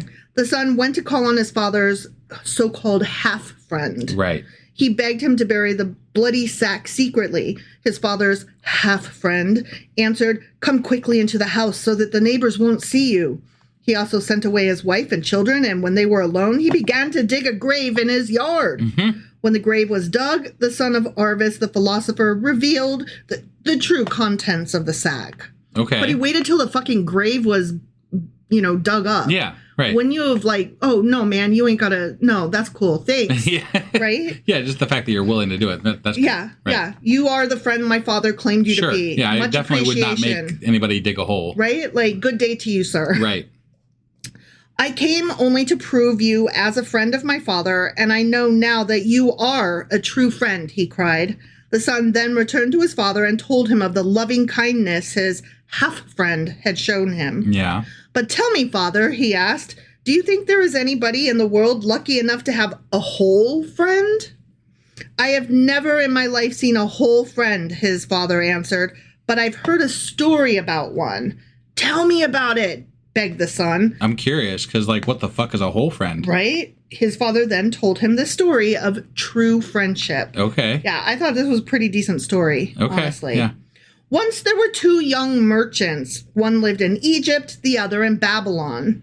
They had never met, but they knew of each other through the reports of travelers. They also sent each other merchandise with messengers. Once, the merchant who lived in Babylon went to Egypt with a caravan of merchandise. When the Egyptian merchant heard that his friend was coming, he hurried out to welcome him, embraced him, and brought him to his home. He showed him all his treasure and had all of his manservants and women servants wait upon him. Okay. All his slaves. Yeah. He's like, Right. do this man good. Yeah, it's rough work making all those people do those things. On the 8th day of his stay, the merchant of Babylon fell ill. His anxious friend then called the most eminent physicians of Egypt to examine the sick man. They examined him thoroughly, but they found no sign of illness. So they deduced that he was lovesick. Okay. Apparently being lovesick makes you as sick as if you were flu sick. Okay. Yeah. You see where this is going, right? Is he going to offer his fucking wife or something? Close. Daughter? Yes, close. Tell me, who is the woman you love? His friend asked. Call all the women of your household, and I will point out to you the woman my heart desires. The merchant of Egypt showed all his female servants, but the sick man answered, no, she is not among them. Then the Egyptian showed him a young girl, an orphan, who he himself had raised and whom he had planned to marry because he was without a wife. You know, the way you just adopt an orphan and wait for them to grow up so that you can then fucking marry them, right? The way we all do, right? Yeah. When the sick man saw this child, this girl child, this orphan with no parents and nobody to protect her, this kidnapped little girl, child, kid, sorry, it just says when he saw her. Yeah. I had to just... You embellished. Yeah. He exclaimed, behold, this little person, this child, this not of age thing, this girl holds the power of life and death over me. He fell in love with a little kid. Right. That's gross. When the Egyptian heard this, he said to his friend, take her and may she be a good wife to you. So he just, gives up somebody that's not actually blood relation, and you can fuck this kid. Yeah. I was gonna fuck this kid, but I really like you, so you can fuck this kid. Wow. Yeah, it's not pedophilia if you marry her, or if you're alive 2,000 years ago, right? Or if you're alive today and have the money to get the laws changed so that you can marry kids in some states. Yeah. It's not even have to be changed. There's laws that are standing in states that you can marry people underage. So. Yep, and that's exciting for all children everywhere. Yeah. He gave the bride, the kidnapped orphan child, a dowry and many gifts. Soon after, the sick man became well again. Yeah, I bet he did. And journeyed back to Babylon with his bride, his child. Yeah. I'm sorry, that part really bothered me. Right. No, I thought you said this was you liked this story, and I'm like, what? I like the story except for the fact that there's, pedophilia in it. Right. Take that out. Except for that. Right? Like, let's say that he just fell in love with a woman. Right? That lived in... But even if he fell in love with a woman, it would, like, a true love story would have to be a mutual love story. And this is not a mutual love story. That's what I was going to say. And let's say that she loved him in return. Okay. Like, let's say that they fell in love and... He was like, but I know that this is, somebody in your household, so I couldn't possibly tell you this. So if we adapted this for a time frame in history where people aren't sick fucks? Yeah. Okay. Yeah, that's where my mind is going to go with it. Okay. Yeah. Years later, the wheel of fortune turned, and the merchant of Egypt lost all his possessions and became destitute.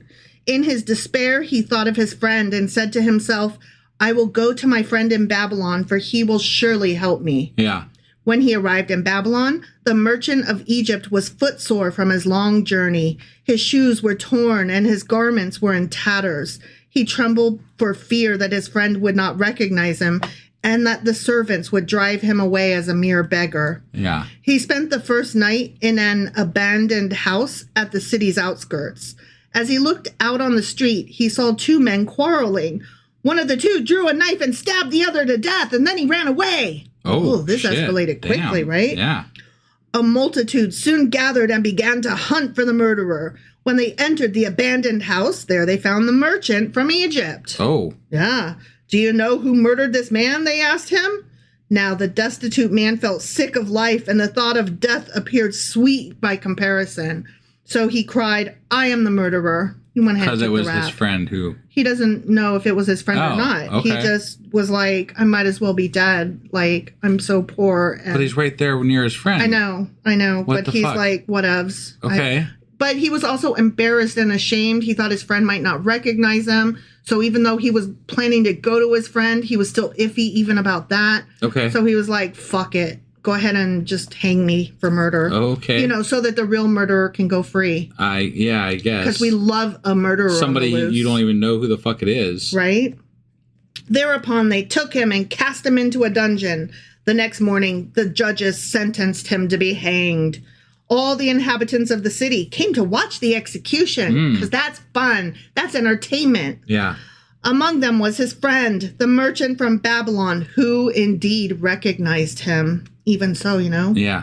You are hanging an innocent man, he cried out to the judges. He didn't even know if he was innocent or not. He's just like, that's my friend that gave me my child bride. So, okay. Know that not he, but I am the murderer. Oh, damn. God damn, that is a full friend, right? I mean, yeah. The judges then ordered the stranger released and substituted the merchant of Babylon for him on the scaffold. Now, among the great multitude gathered around the scaffold stood the real murderer.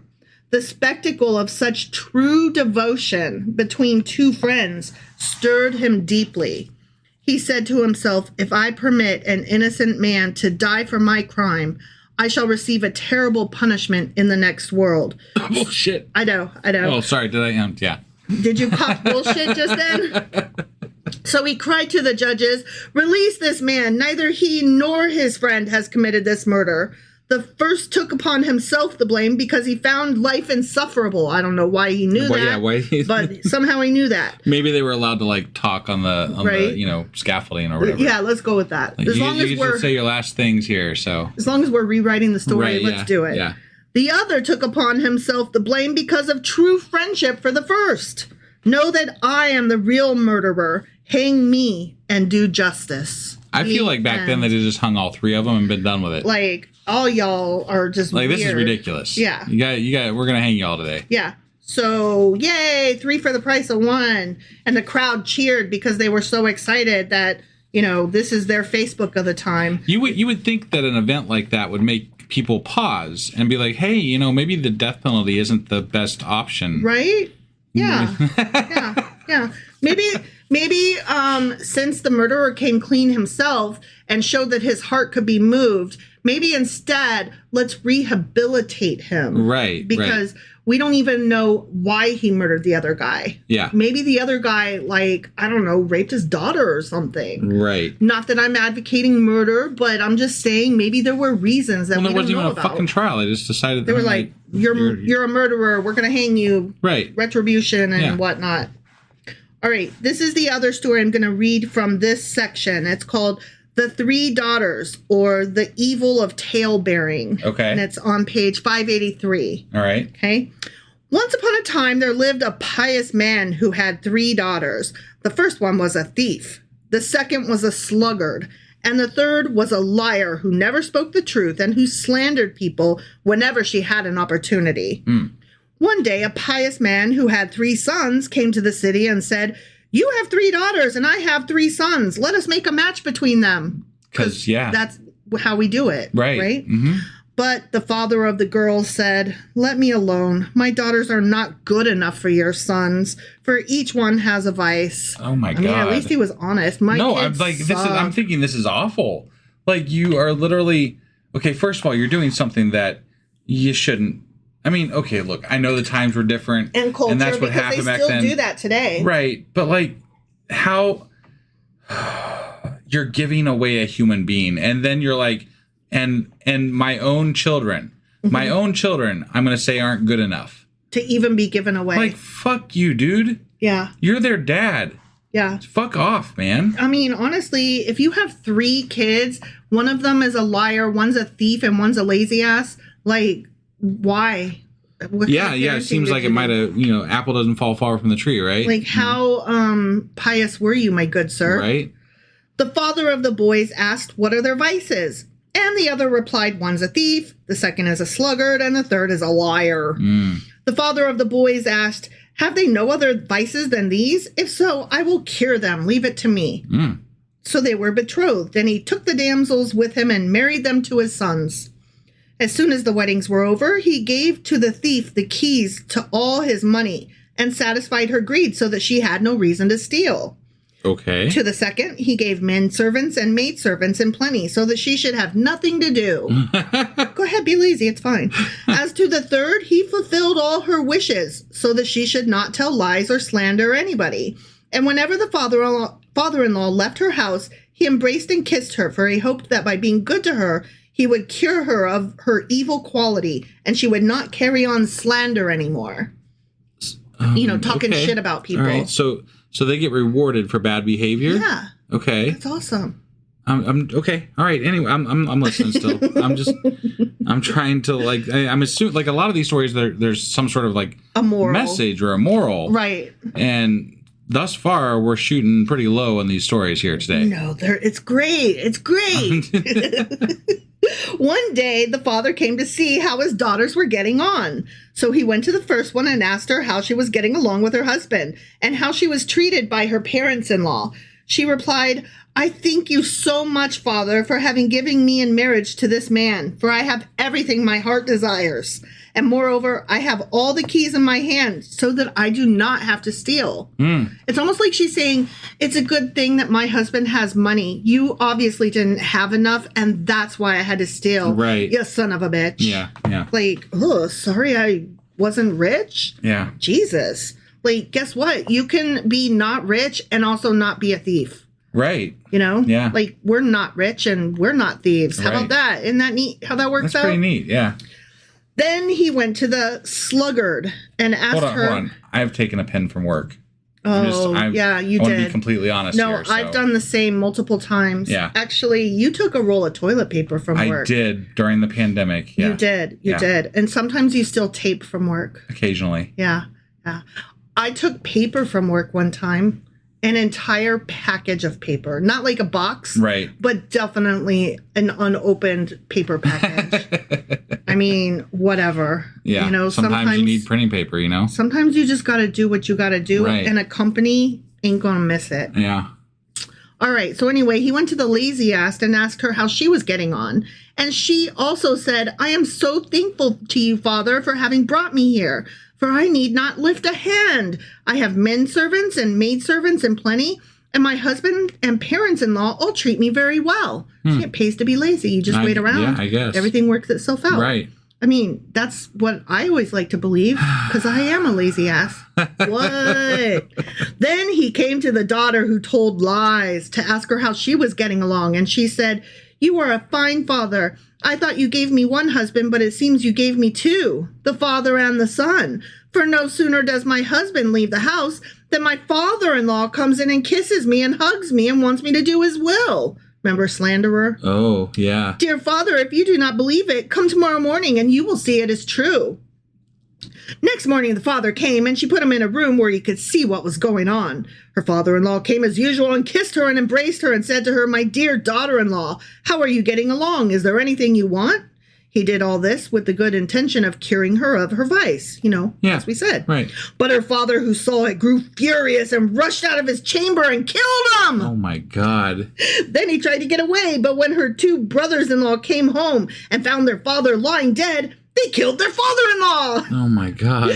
Then the slanderer began to shout, murder, murder. And they understood it was through her that the tragedy had occurred. Oh, my God. So they killed her too. Holy shit. And thus, through slander, 3 persons lost their lives. Wow. Therefore, did Rabbi Huna say, the sin of the evil tongue is greater than the 3 sins, murder, adultery, and theft combined. Oh, that's what this whole story was about? Just Sure. About lying sucks. You wanted a moral. Yeah. It's not just lying, it's like the slandering of people. Sure. So- No, I got you. Yeah. Okay. All right. So that finishes folk tales. We're done with that chapter. Okay. Okay. Now we're going to read about demon tales. Okay. All right. There's a really cool intro where we get to learn about Lilith. And Okay. we did a section on her before in Patreon. Yes, So we I did. highly recommend that you go back and listen to that episode if you haven't already, if you're a Patreon member. Right. I And think if it's you're- just called Lilith or something, I believe. And if you're not a Patreon member, here is your obligatory invitation to go do that. To be fair, I think we released that one later, like 6 months later after we released that episode. I think we released it on our regular run, too. Oh, okay. So I could be wrong about that. I may not be correct, but I think it is in our regular run, too. Well, it was a good one. Yeah. And you should go listen to it. Yeah. But we're going to learn about demons, including Lilith. Yeah. Okay. So I'm going to read some tidbits from the introduction to Demon Tales. Okay. Okay. According to primitive belief, demons or spirits animate all natural phenomena. Jews, too, believe in the reality of demons, devils, fiends, specters, ghosts, and spirits. Demons and migrant spirits inflicted illness upon the body, especially in the internal organs and the mind. Each illness had its own particular demon, special demons for blindness, deafness, epilepsy, headache, delirium, insanity, etc. So much like in the natural world where we can't explain storms and we can't, like in the ancient times, right? Yes. We can't explain certain things. Gods do those things. Yeah. On the internal, on yourself, with the things you can't explain happening to you, those are demons. Yeah. Okay. Yeah. External is gods. Internal is demons. Right. Fucking with your body. Yeah. Yep. Despite that a belief in demons was not integral to the doctrines of Judaism, it nonetheless was widespread among the Jews of post-biblical times. Yet, on account of their rationalistic conditioning and a higher level of literacy in the mass, it manifested itself among them to a lesser degree than among other people. So that makes sense. Okay. So they still had their legends, but they recognized them as such more than other cultures did. Sure. Okay. During their long Babylonian sojourn, as was sojourn, huh? Yeah, their sojourn. That's cute, right? I like that. As was to be expected, Jews fell under Chaldean and Persian cultural influences, which we've discussed that at length, actually. And that's where we are right now. So this was very relevant. Yeah, yeah. Their dualistic angel-demon conception was directly borrowed from Zoroastrianism. Wow. Right? That's really cool. Keeps popping up. Yeah. I knew you'd enjoy that. Huh. The conflict of opposites became a fundamental part of Kabbalistic doctrine. God was pitted against Satan, good against evil. That's capital G, good, capital E, evil. Right. The pure against the impure, the angels against the demons. Let's just think of how much this type of thinking influences what Christianity is today in the United States. Yes. Like, this is kind of what Christianity, evangelical Christianity, embodies in the United States now. And our laws are being changed to be based upon this childhood nonsense. Right. This childish, thousands of year old stories and fables. That's not even really, like, it's something that's based on a different, we're pulling these ideas from different religions. No one really knows that, but, like, you know, these are not new ideas. These are not like new ways of thinking about God. They're old. They're ancient. They're archaic. Like, I just want to walk up to somebody like Marjorie Taylor Greene and be like, you're so full of shit, you Chaldean. You know? Like, honestly, like, you a sheriff pole dancer. Right? The early Christians, being themselves Jews, naturally carried over Jewish demonology into their religion. Wow. How about that? Yeah. We just say it how it is. Yeah. Yep. We're just going to put it right out there. Yeah. Okay, skipping ahead, blah, blah, blah. In medieval times, the Jewish conception of demons differed in some respects from that held by Christians. I can imagine. Not all denizens of the spirit world were regarded as being necessarily evil. Okay. Like, all right. Some of them were just like other creatures. You know what I mean? The concept of God was a lot different back in those times too. So there wasn't necessarily, for a lot of people, just one God. Right. And that idea of a monotheistic God solidified more during the Babylonian exile than it did at any other time in the Jewish history. Exactly.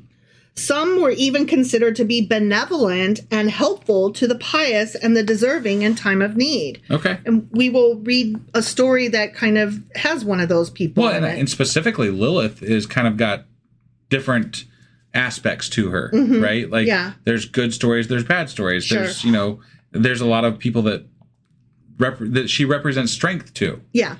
So I mean, like, there's good and bad. But then, of course, she's also a child-eating, blood-sucking vampire succubus. Right, but I feel like that's how an evangelical white male would describe women today. Yeah, exactly. It's so true. You back-talking bitch. Get in your place. Yeah, exactly.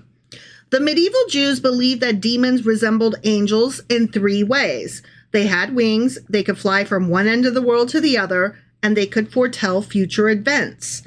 The demons also resembled human beings in 3 ways. They had to eat and drink. They procreated like them. They also died like them.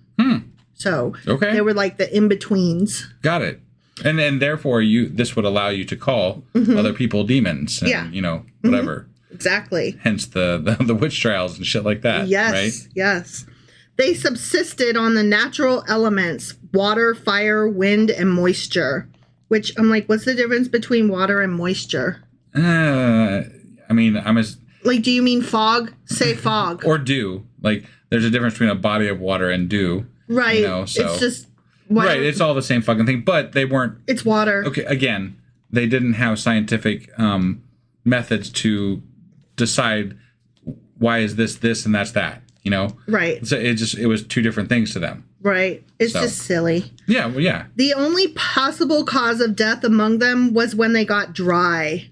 Dry, huh? Yeah.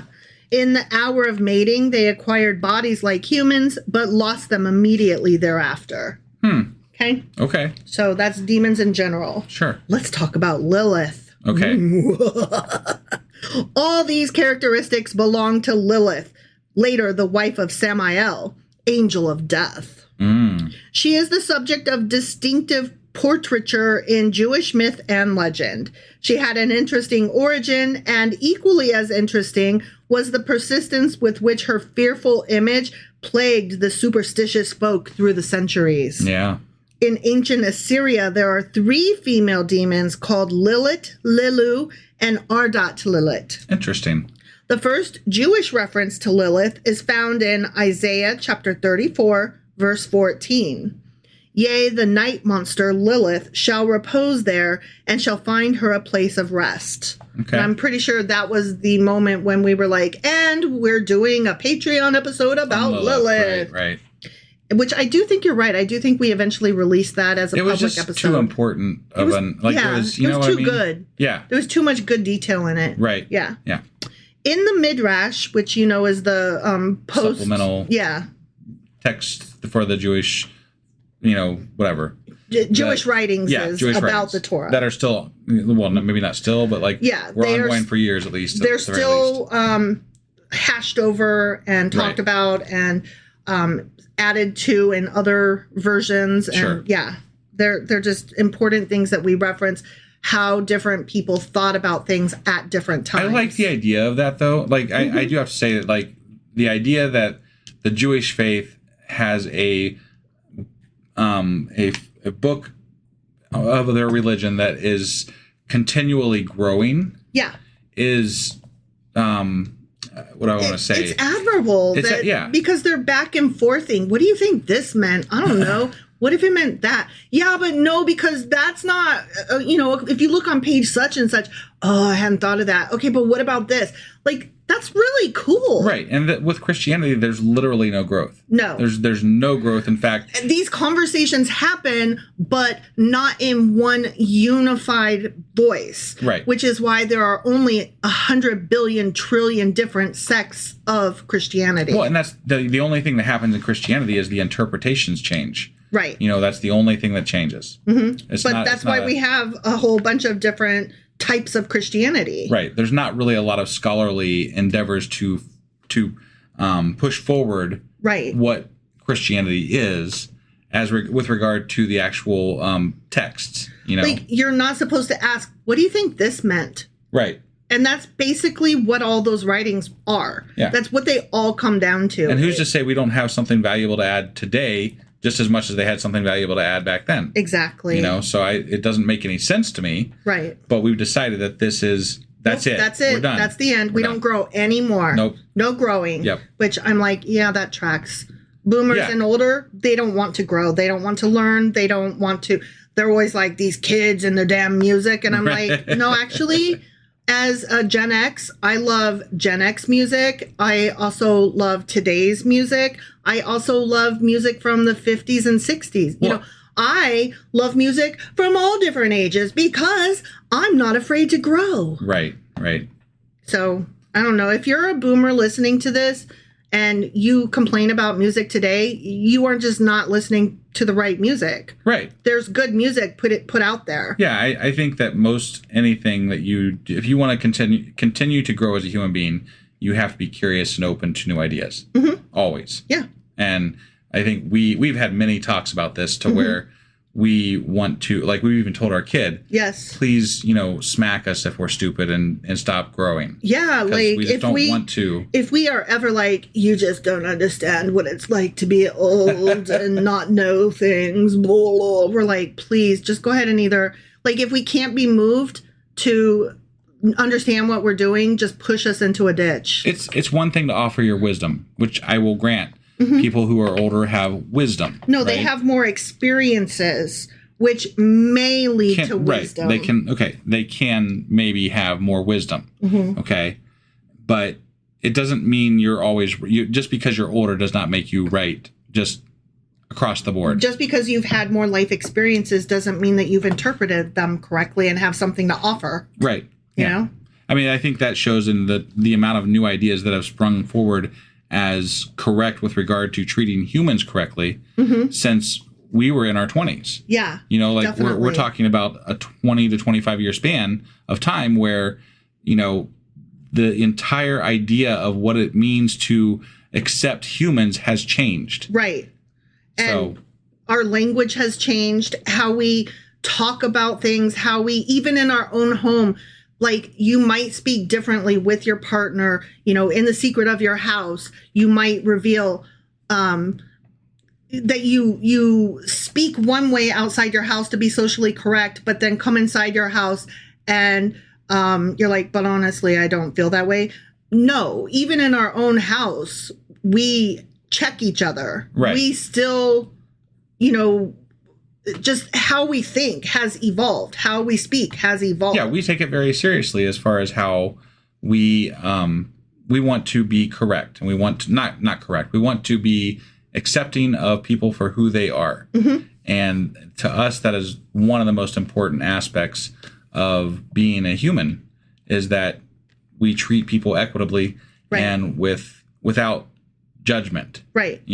Being old gives you the excuse that you might not always remember and you might fuck it up. Being old doesn't excuse your rudeness and your unwillingness to even try. Right. As long as you apologize for the mistakes you made. And we have people like that in our lives. We have some boomers in our lives, but they try. They get it wrong, like probably 80% of the time, if we're being honest. But they try. They try and they feel bad. Yeah. And they mean well, and there's a forgivability factor with somebody who shows that they give a shit. Yeah.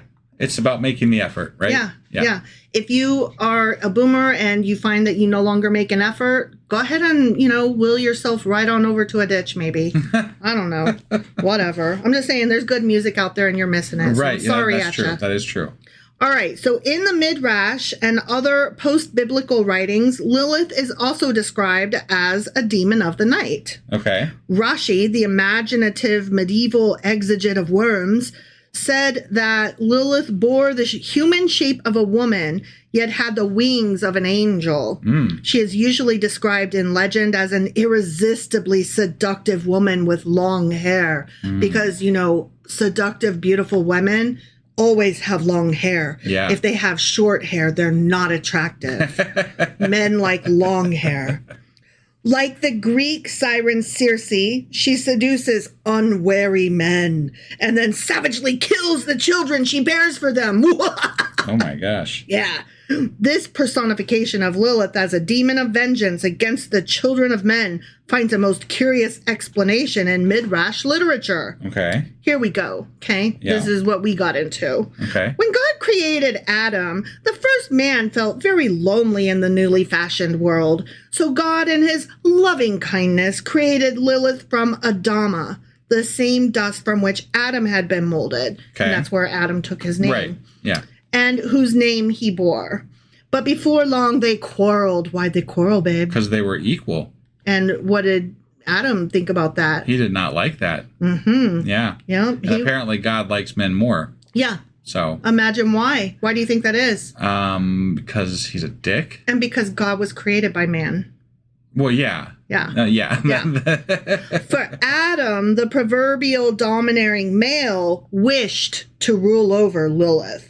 I mean, let's put it right. The story really is that he wanted her to submit and she wanted to ride cowboy. Yeah. You know? Yeah. And he was like, that's unseemly. And she was like, but I like a good fuck. Right. And he was like, we don't fuck, we make love. And she's like, that's what you say. I found my G-spot, babe. The Midrash legend has him laying down the law for her and her sex. Ugh. I am your Lord and Master, and it is your duty to obey me. Now bring me a beer, bitch. Oh, my God. But Lilith, a militant feminist. Haven't heard that in a while. Right? Yeah. Was equally proud and willful. She retorted, we are both equal, for we are both issued from dust, Adama. Therefore, I will not be submissive to you. I'm not going to suck that dick, thank you. Yeah, right? Yeah. She then pronounced the ineffable name of God and flew away. Damn. The ineffable name, right? Yeah, yeah. Anybody who has seen Good Omens knows what ineffable name of God or the ineffable plan of God. And if you haven't seen Good Omens, you should look it up and go watch it right now. Because it's fantastic. It is so good. I mean, to be fair, it's got, oh shit, what's that actor? David Tennant? Yeah, David Tennant in it. How could it not be? You know? Yeah, it's so good. Yep. You know, to be fair, it's based on great material. The book of Neil the same Gaiman. name by Neil Gaiman. Yeah. Read it. It's great. You know what? I say that not everybody loved it, but they should. Sure. Just so you know. It's one of our family favorites. Yep. She then pronounced the ineffable name of God and flew away. No sooner had she left him when Adam felt lonely again. But who's going to suck my dick? Aggrieved by her rebellion and desertion of him, he complained to God, O Lord of the universe, the woman thou hast given me has fled from me. Oh, no, not that. God agreed that Adam had been unjustly treated. Yeah, Man, I hate it when a bitch won't submit. Right? And then sent 3 angels in pursuit of the fleeing wife. Oh, Jesus. When they caught up with her over the Red Sea, they ordered her to return at once to Adam, but she refused. At this, the angels grew very angry. They were very angry. And threatened, we will drown you in the sea. Damn. Unafraid, Lilith answered, don't you know I've been created for the purpose of weakening and punishing little children, infants, and babes. I have power over them from the day they are born until they are 8 days old if they are boys, and until the 20th day if they are girls. That's very specific. Right? Yeah. And why was that the case? Because a boy child would be circumcised, I think. Or no, not circumcised. I know that the women were unclean for different amounts of time for having a boy versus a girl. Yeah, I don't know. I don't know. But that's very specific and weird. It is very weird. Yeah. Angered by her defiance, the 3 angels laid hold of her to drown her. Frightened now, Lilith pacified them with the promise that if she entered the home where a woman was about to give birth, and she saw an amulet on each wall bearing the names or the images of the 3 angels, Senoi, Sansanoi, and Semengoloth, she would spare the infant. So they let her go. Now, here's what I don't understand. They were like, we're going to kill you. And she's like, if you don't kill me, I'm going to do bad things. And they were like, right, so that's why we're going to kill you. Right. And she's like, okay, if you don't kill me, I'll do less bad things. And they're like, okay, what? Why didn't they, like, I don't understand. Why didn't they just kill her? It makes literally no sense. Right, like, I don't think you guys understand how to negotiate. That was a bad calculation, yeah. Right? Yeah. There's got to be something missing from that story. Why did they actually let her go? Right. Yeah. Why didn't they just kill her? Yeah. Like, no, bitch. Yeah, we're not going to let you live if you're going to do any bad. Yeah, no one has who's in a position of no negotiation power is able to do something like that and then like just say I'm going to do less bad things, right, and get away with it. That's not how that works. Exactly. So yeah, I've never understood that. I've read that more than once, and literally it doesn't make sense. Right. So they let her go, and God was obliged to create Eve to be Adam's maid. Womp womp. Yeah. Eve. Man. Eve sucks. I guess you'll do. I mean, bring me a beer. And ever since then, Lilith has been roaming the world, flying at the head of her 480 hosts of evil spirits, and destroying angels, howling her hatred of mankind through the night, and vowing vengeance because of the shabby treatment she had received at the hands of Adam. Damn. For that reason, she has been called in demonic legend, the Howling One. Ow! Okay. To guard themselves against her vengeance, superstitious Jews of former times would hang in the room of a newborn babe 4 coins, one on each wall, to serve as amulets against Lilith's wicked designs. Fixed to each coin was a label inscribed with the words, "Lilith, be gone!" Some philosophical philologists. Holy crap. Philologists. It was a hard word, and it's like split on 2 lines, and do you know philologists? I do not. Okay, well, fuck off then. So some languagey dudes even think that the English word lullaby is nothing but a corruption of Lila Abi, which means Lilith be gone. Okay. Interesting, interesting. Sense. Okay, so now we're going to read about some demons. Ready? How many stories do we have? Just a couple. Okay. Just a couple. Well, okay. Okay, so Demon Tales, The Witches of Ascalon, page 599. All right. You ready for this? Sure. Okay. When Rabbi Simon, the son of Shita, was appointed a prince in Israel, people came to him and said, "In the city of Ascalon, there is a certain cave inhabited by 80 witches."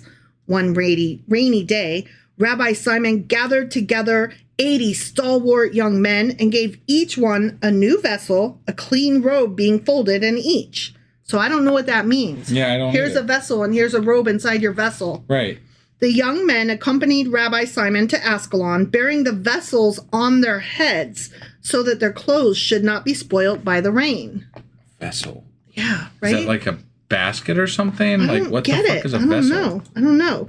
Rabbi Simon said to them, "I will enter the cave by myself.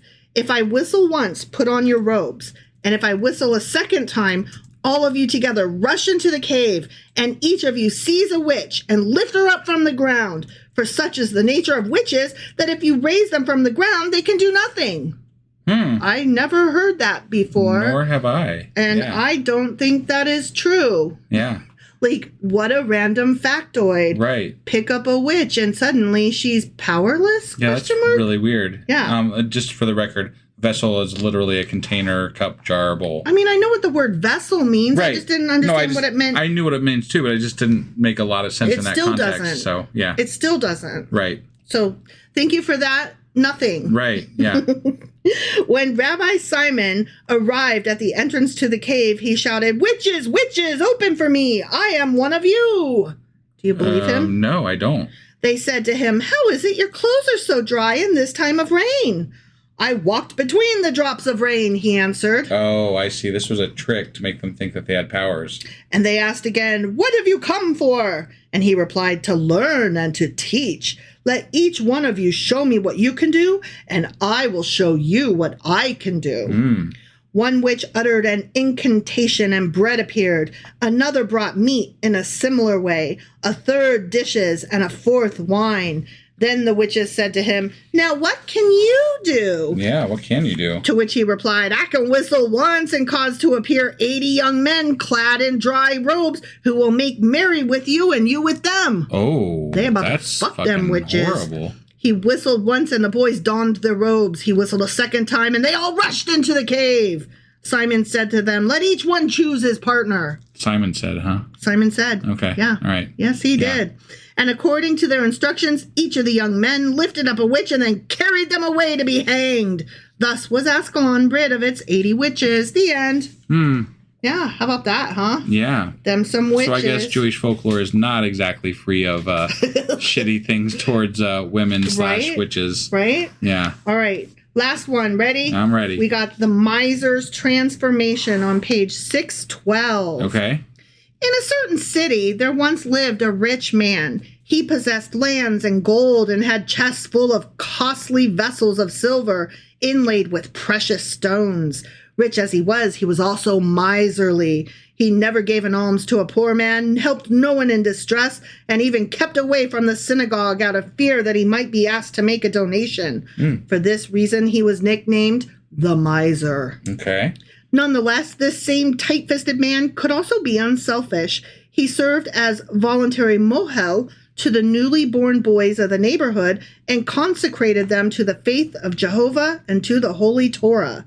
He fulfilled this obligation with such devotion that he never made any distinction between rich and poor and was never deterred by time, effort, and money to journey for this purpose to the most distant places. So he was mostly a miser. Okay. Kind of like Prince Wesley, or not Prince Wesley, but Wesley in The Princess Bride. He wasn't dead. He was just mostly dead. Right. One day, as he stood before his house, a stranger approached him and said, "My wife has just been delivered of a son. I would therefore like you to consecrate him." The miser replied, "This is my duty. Wait a moment, and I'll follow you. Tell me, where do you live?"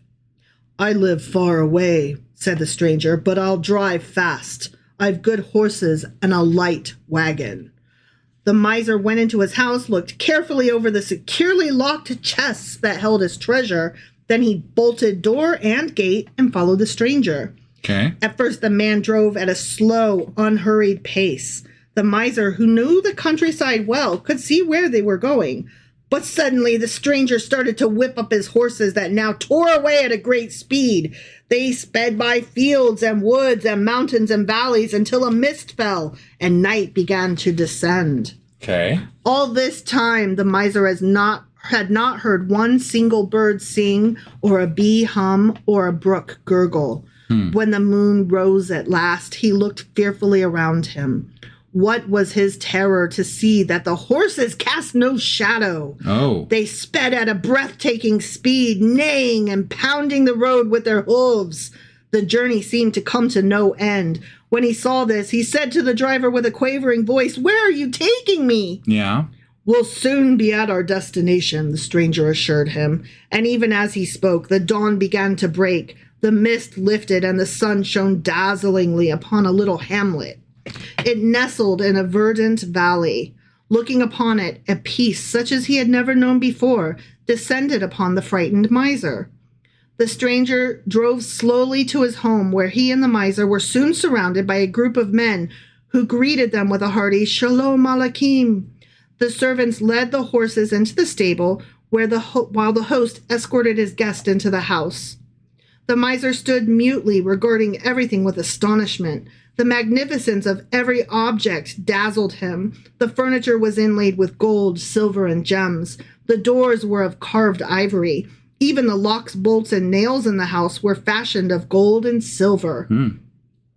When the host excused himself and went without, the miser began to speculate in his mind which costly object he saw would be given him as a gift. Because, Right. greedy. Yeah. He wandered from one room into another and at last found himself in the room of the woman who had given birth. What splendor he found here! The woman lay in a bed made of silver, and nearby, in a cradle of beaten gold, slept the newborn babe. As soon as she noticed the miser, the woman motioned him to approach. "I am happy to see you here," she murmured. "You have it in your power to perform a great service for me. Believe me, I'll remain ever grateful to you for this. In repayment, I will reveal to you a great secret. Know that you are not now among mortal men. Those who live here are demons. The one who brought you, my husband, is a demon. You have been snared here by lie and deception. Okay. The splendor and magnificence of gold and gems which you see all about you are nothing but dazzle and shimmer, and unreal as mist." Okay. Thereupon the miser's courage died in him. "I'm a human being like you," continued the young mother. "I was caught in this evil net in my tender youth. The snare of my husband's gifts blinded my reason, and thus, before I knew it, I became the wife of a demon. Yeah. Although I'm already beyond saving, there is still time to save you." "I'm lost," wailed the frightened miser. "Let me warn you betimes," cautioned the woman, "not to taste any food or drink while you're here. Neither must you accept any present from my husband, regardless whether it's costly or trifling in value." The miser left her, trembling in every limb. He thought regretfully of everything he had left behind him, of his lands and his gold. He was certain everything was lost to him now, and he himself was at the mercy of the demons. I'm going to have to remember this for a time when I want something free. Yeah. Yeah. When night fell, he heard a tremendous uproar outside. Horses and wagons bearing demons were arriving in a steady stream. No doubt they came as guests to the circumcision celebration. Once again, the miser was obliged to enter the chamber of the mother and child. Together, the demon guests he intoned prayers and incantations to guard the child against evil spirits and ghosts who delight in harming newborn children. As at the festive board, the demons waxed gay and hilarious, but the miser declined all food and drink. Yay, so he was listening. Good boy. Yeah. The bright candlelight illumined the magnificent interior, but in the soul of the miser reigned darkest gloom. He decided to hear nothing and see nothing. He thought only of the terrible things the unfortunate mother had told him. That night he could not fall asleep, but lay awake, alert and watching. When morning came, his host conducted him to a synagogue which was already full of demon worshippers. The miser was courteously invited to act as a precentor. Full of anguish, he sang the service, and as the congregation of demons chanted with him, the dread chill of their voices congealed his blood. After they were through praying, the child was fetched, and the miser performed the rite of circumcision. According to custom, everyone present tasted refreshments, but the miser excused himself on the pretext that this was his special fast day. At this, his host spoke up with cunning. "It is our duty to honor our guest and to postpone our feast until this evening, when we will be able to join us in eating and drinking." The miser's heart sank. He only thought of how he could best save his soul from perdition. The day passed quickly and night fell. Again, the host came and led the miser to the festive board around which sat the other demons. They ate and drank lustily and made merry. Only the miser sat silent and dejected. When he was pressed to eat and drink, he excused himself this time with the plea of illness. As the gaiety of the demons grew in intensity, his own terror increased. Suddenly his host arose and motioned to him to follow him into another room. "This is my last hour on earth," thought the miser in terror as he followed him.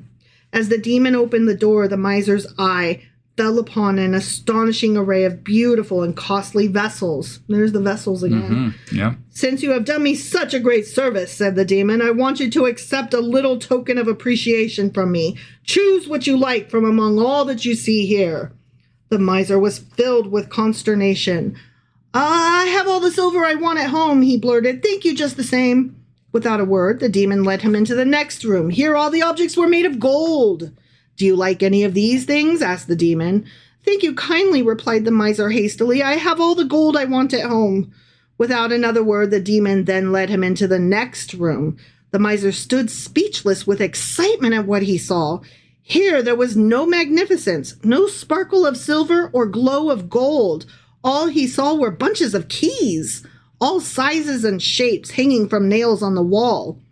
"A strange thing," muttered the demon. "When I showed you first my treasures of silver and then of gold, you remained cold and indifferent. But now, when I show you just bunches of keys made of ordinary iron, you show astonishment." The amazement of the miser suddenly gave way before a deadly fear. Right before him, on a nail in the wall, hung a familiar bunch of keys. The demon stretched out his hand and took it off the wall. "These are my keys," cried the miser, quaking. "Truly, these are the keys with which I've locked the chest in which I keep my treasures." "Don't be afraid, even if these are your keys," said the demon in a cold voice. "Don't turn pale, don't tremble so. Since you did me a great service by coming here and have refused to accept any gift of me, I want to show my appreciation in some other way. Know that I am a demon. I am lord and master of all those evil spirits who have power over the riches and treasures in the possession of humans who are as miserly as you, and who, like you, never aid the needy when they cry out. Also know that neither you nor such as you are the actual owners of the wealth. We demons hold the keys to your strong boxes and guard them well, although we can never enjoy them. Here then is your bunch of keys. Take them and become sole master of your riches." The miser quickly snatched at the keys. His host called for a wagon. The miser got into it and was whirled away. The wagon stopped before the miser's door and he alighted. But no sooner did his feet touch the ground when both the horse and the driver vanished. The miser entered his house, but he was not the same man anymore. He opened his treasure chests and strong boxes and took out all their valuables. He distributed alms, clothed the poor, and did good to those in misfortune. A new and beautiful life began for him.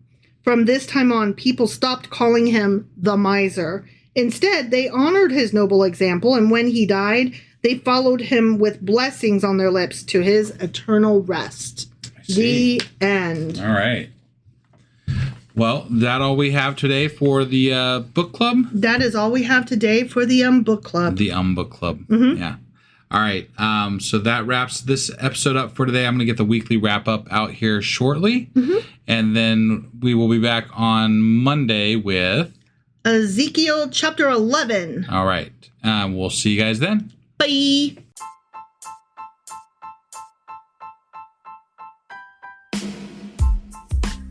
Hey, wife, I guess that's the end? But husband, that's just sad. It doesn't have to be. We are on lots of social media platforms like Twitter. Our handle there is sacrilegious_D. For D's nuts. Oh my God. Stop doing that. Anyway, we're also on Facebook, Instagram, and Pinterest. There's a link to all of our social media sites at our website. Ooh, we have a website? Yeah, it's sacrilegiousdiscourse.com, where you can also find a link to our merch shop. We have a merch shop? Yep, we have podcast-themed clothing, mugs, notebooks, and more, as well as an atheist and science-themed products. Wow, our fans should really go check that out right now. Definitely. They can get in touch with us by sending an email to sacrilegiousdiscourse@gmail.com. But before they do that, we could really use some help. Oh yeah? With what? Well, it's not free running the podcast, and we need some financial support in order to get better equipment, which will free up time so we can concentrate on our podcast and our fans. Okay, so what should they do? Head over to patreon.com/sacrilegious discourse and sign up as a contributor on our podcast. Supporters there receive additional bi-weekly episodes that we record just for our Patreon members for as little as $2 a month. Also, we'd really appreciate it if you would like and subscribe on whatever platform you're using. And Apple Podcast reviews help us out tremendously. Like and subscribe. Leave an Apple review. Join us on Twitter. Support us on Patreon. That's a lot of instructions. Don't forget to say thanks. Thanks. Okay, bye.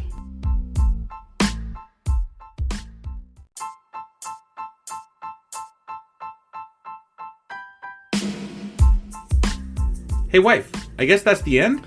But husband, that's just sad. It doesn't have to be. We are on lots of social media platforms like Twitter. Our handle there is sacrilegious_D. For D's nuts. Oh my God. Stop doing that. Anyway, we're also on Facebook, Instagram, and Pinterest. There's a link to all of our social media sites at our website.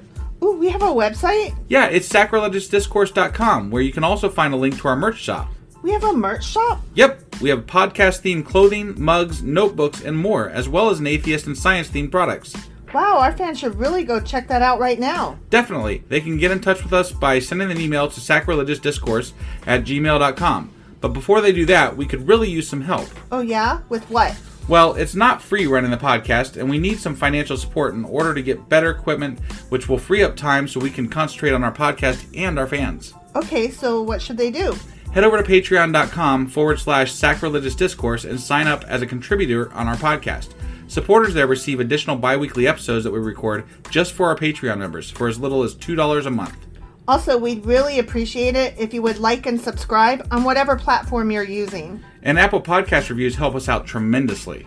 Like and subscribe. Leave an Apple review. Join us on Twitter. Support us on Patreon. That's a lot of instructions. Don't forget to say thanks. Thanks. Okay, bye.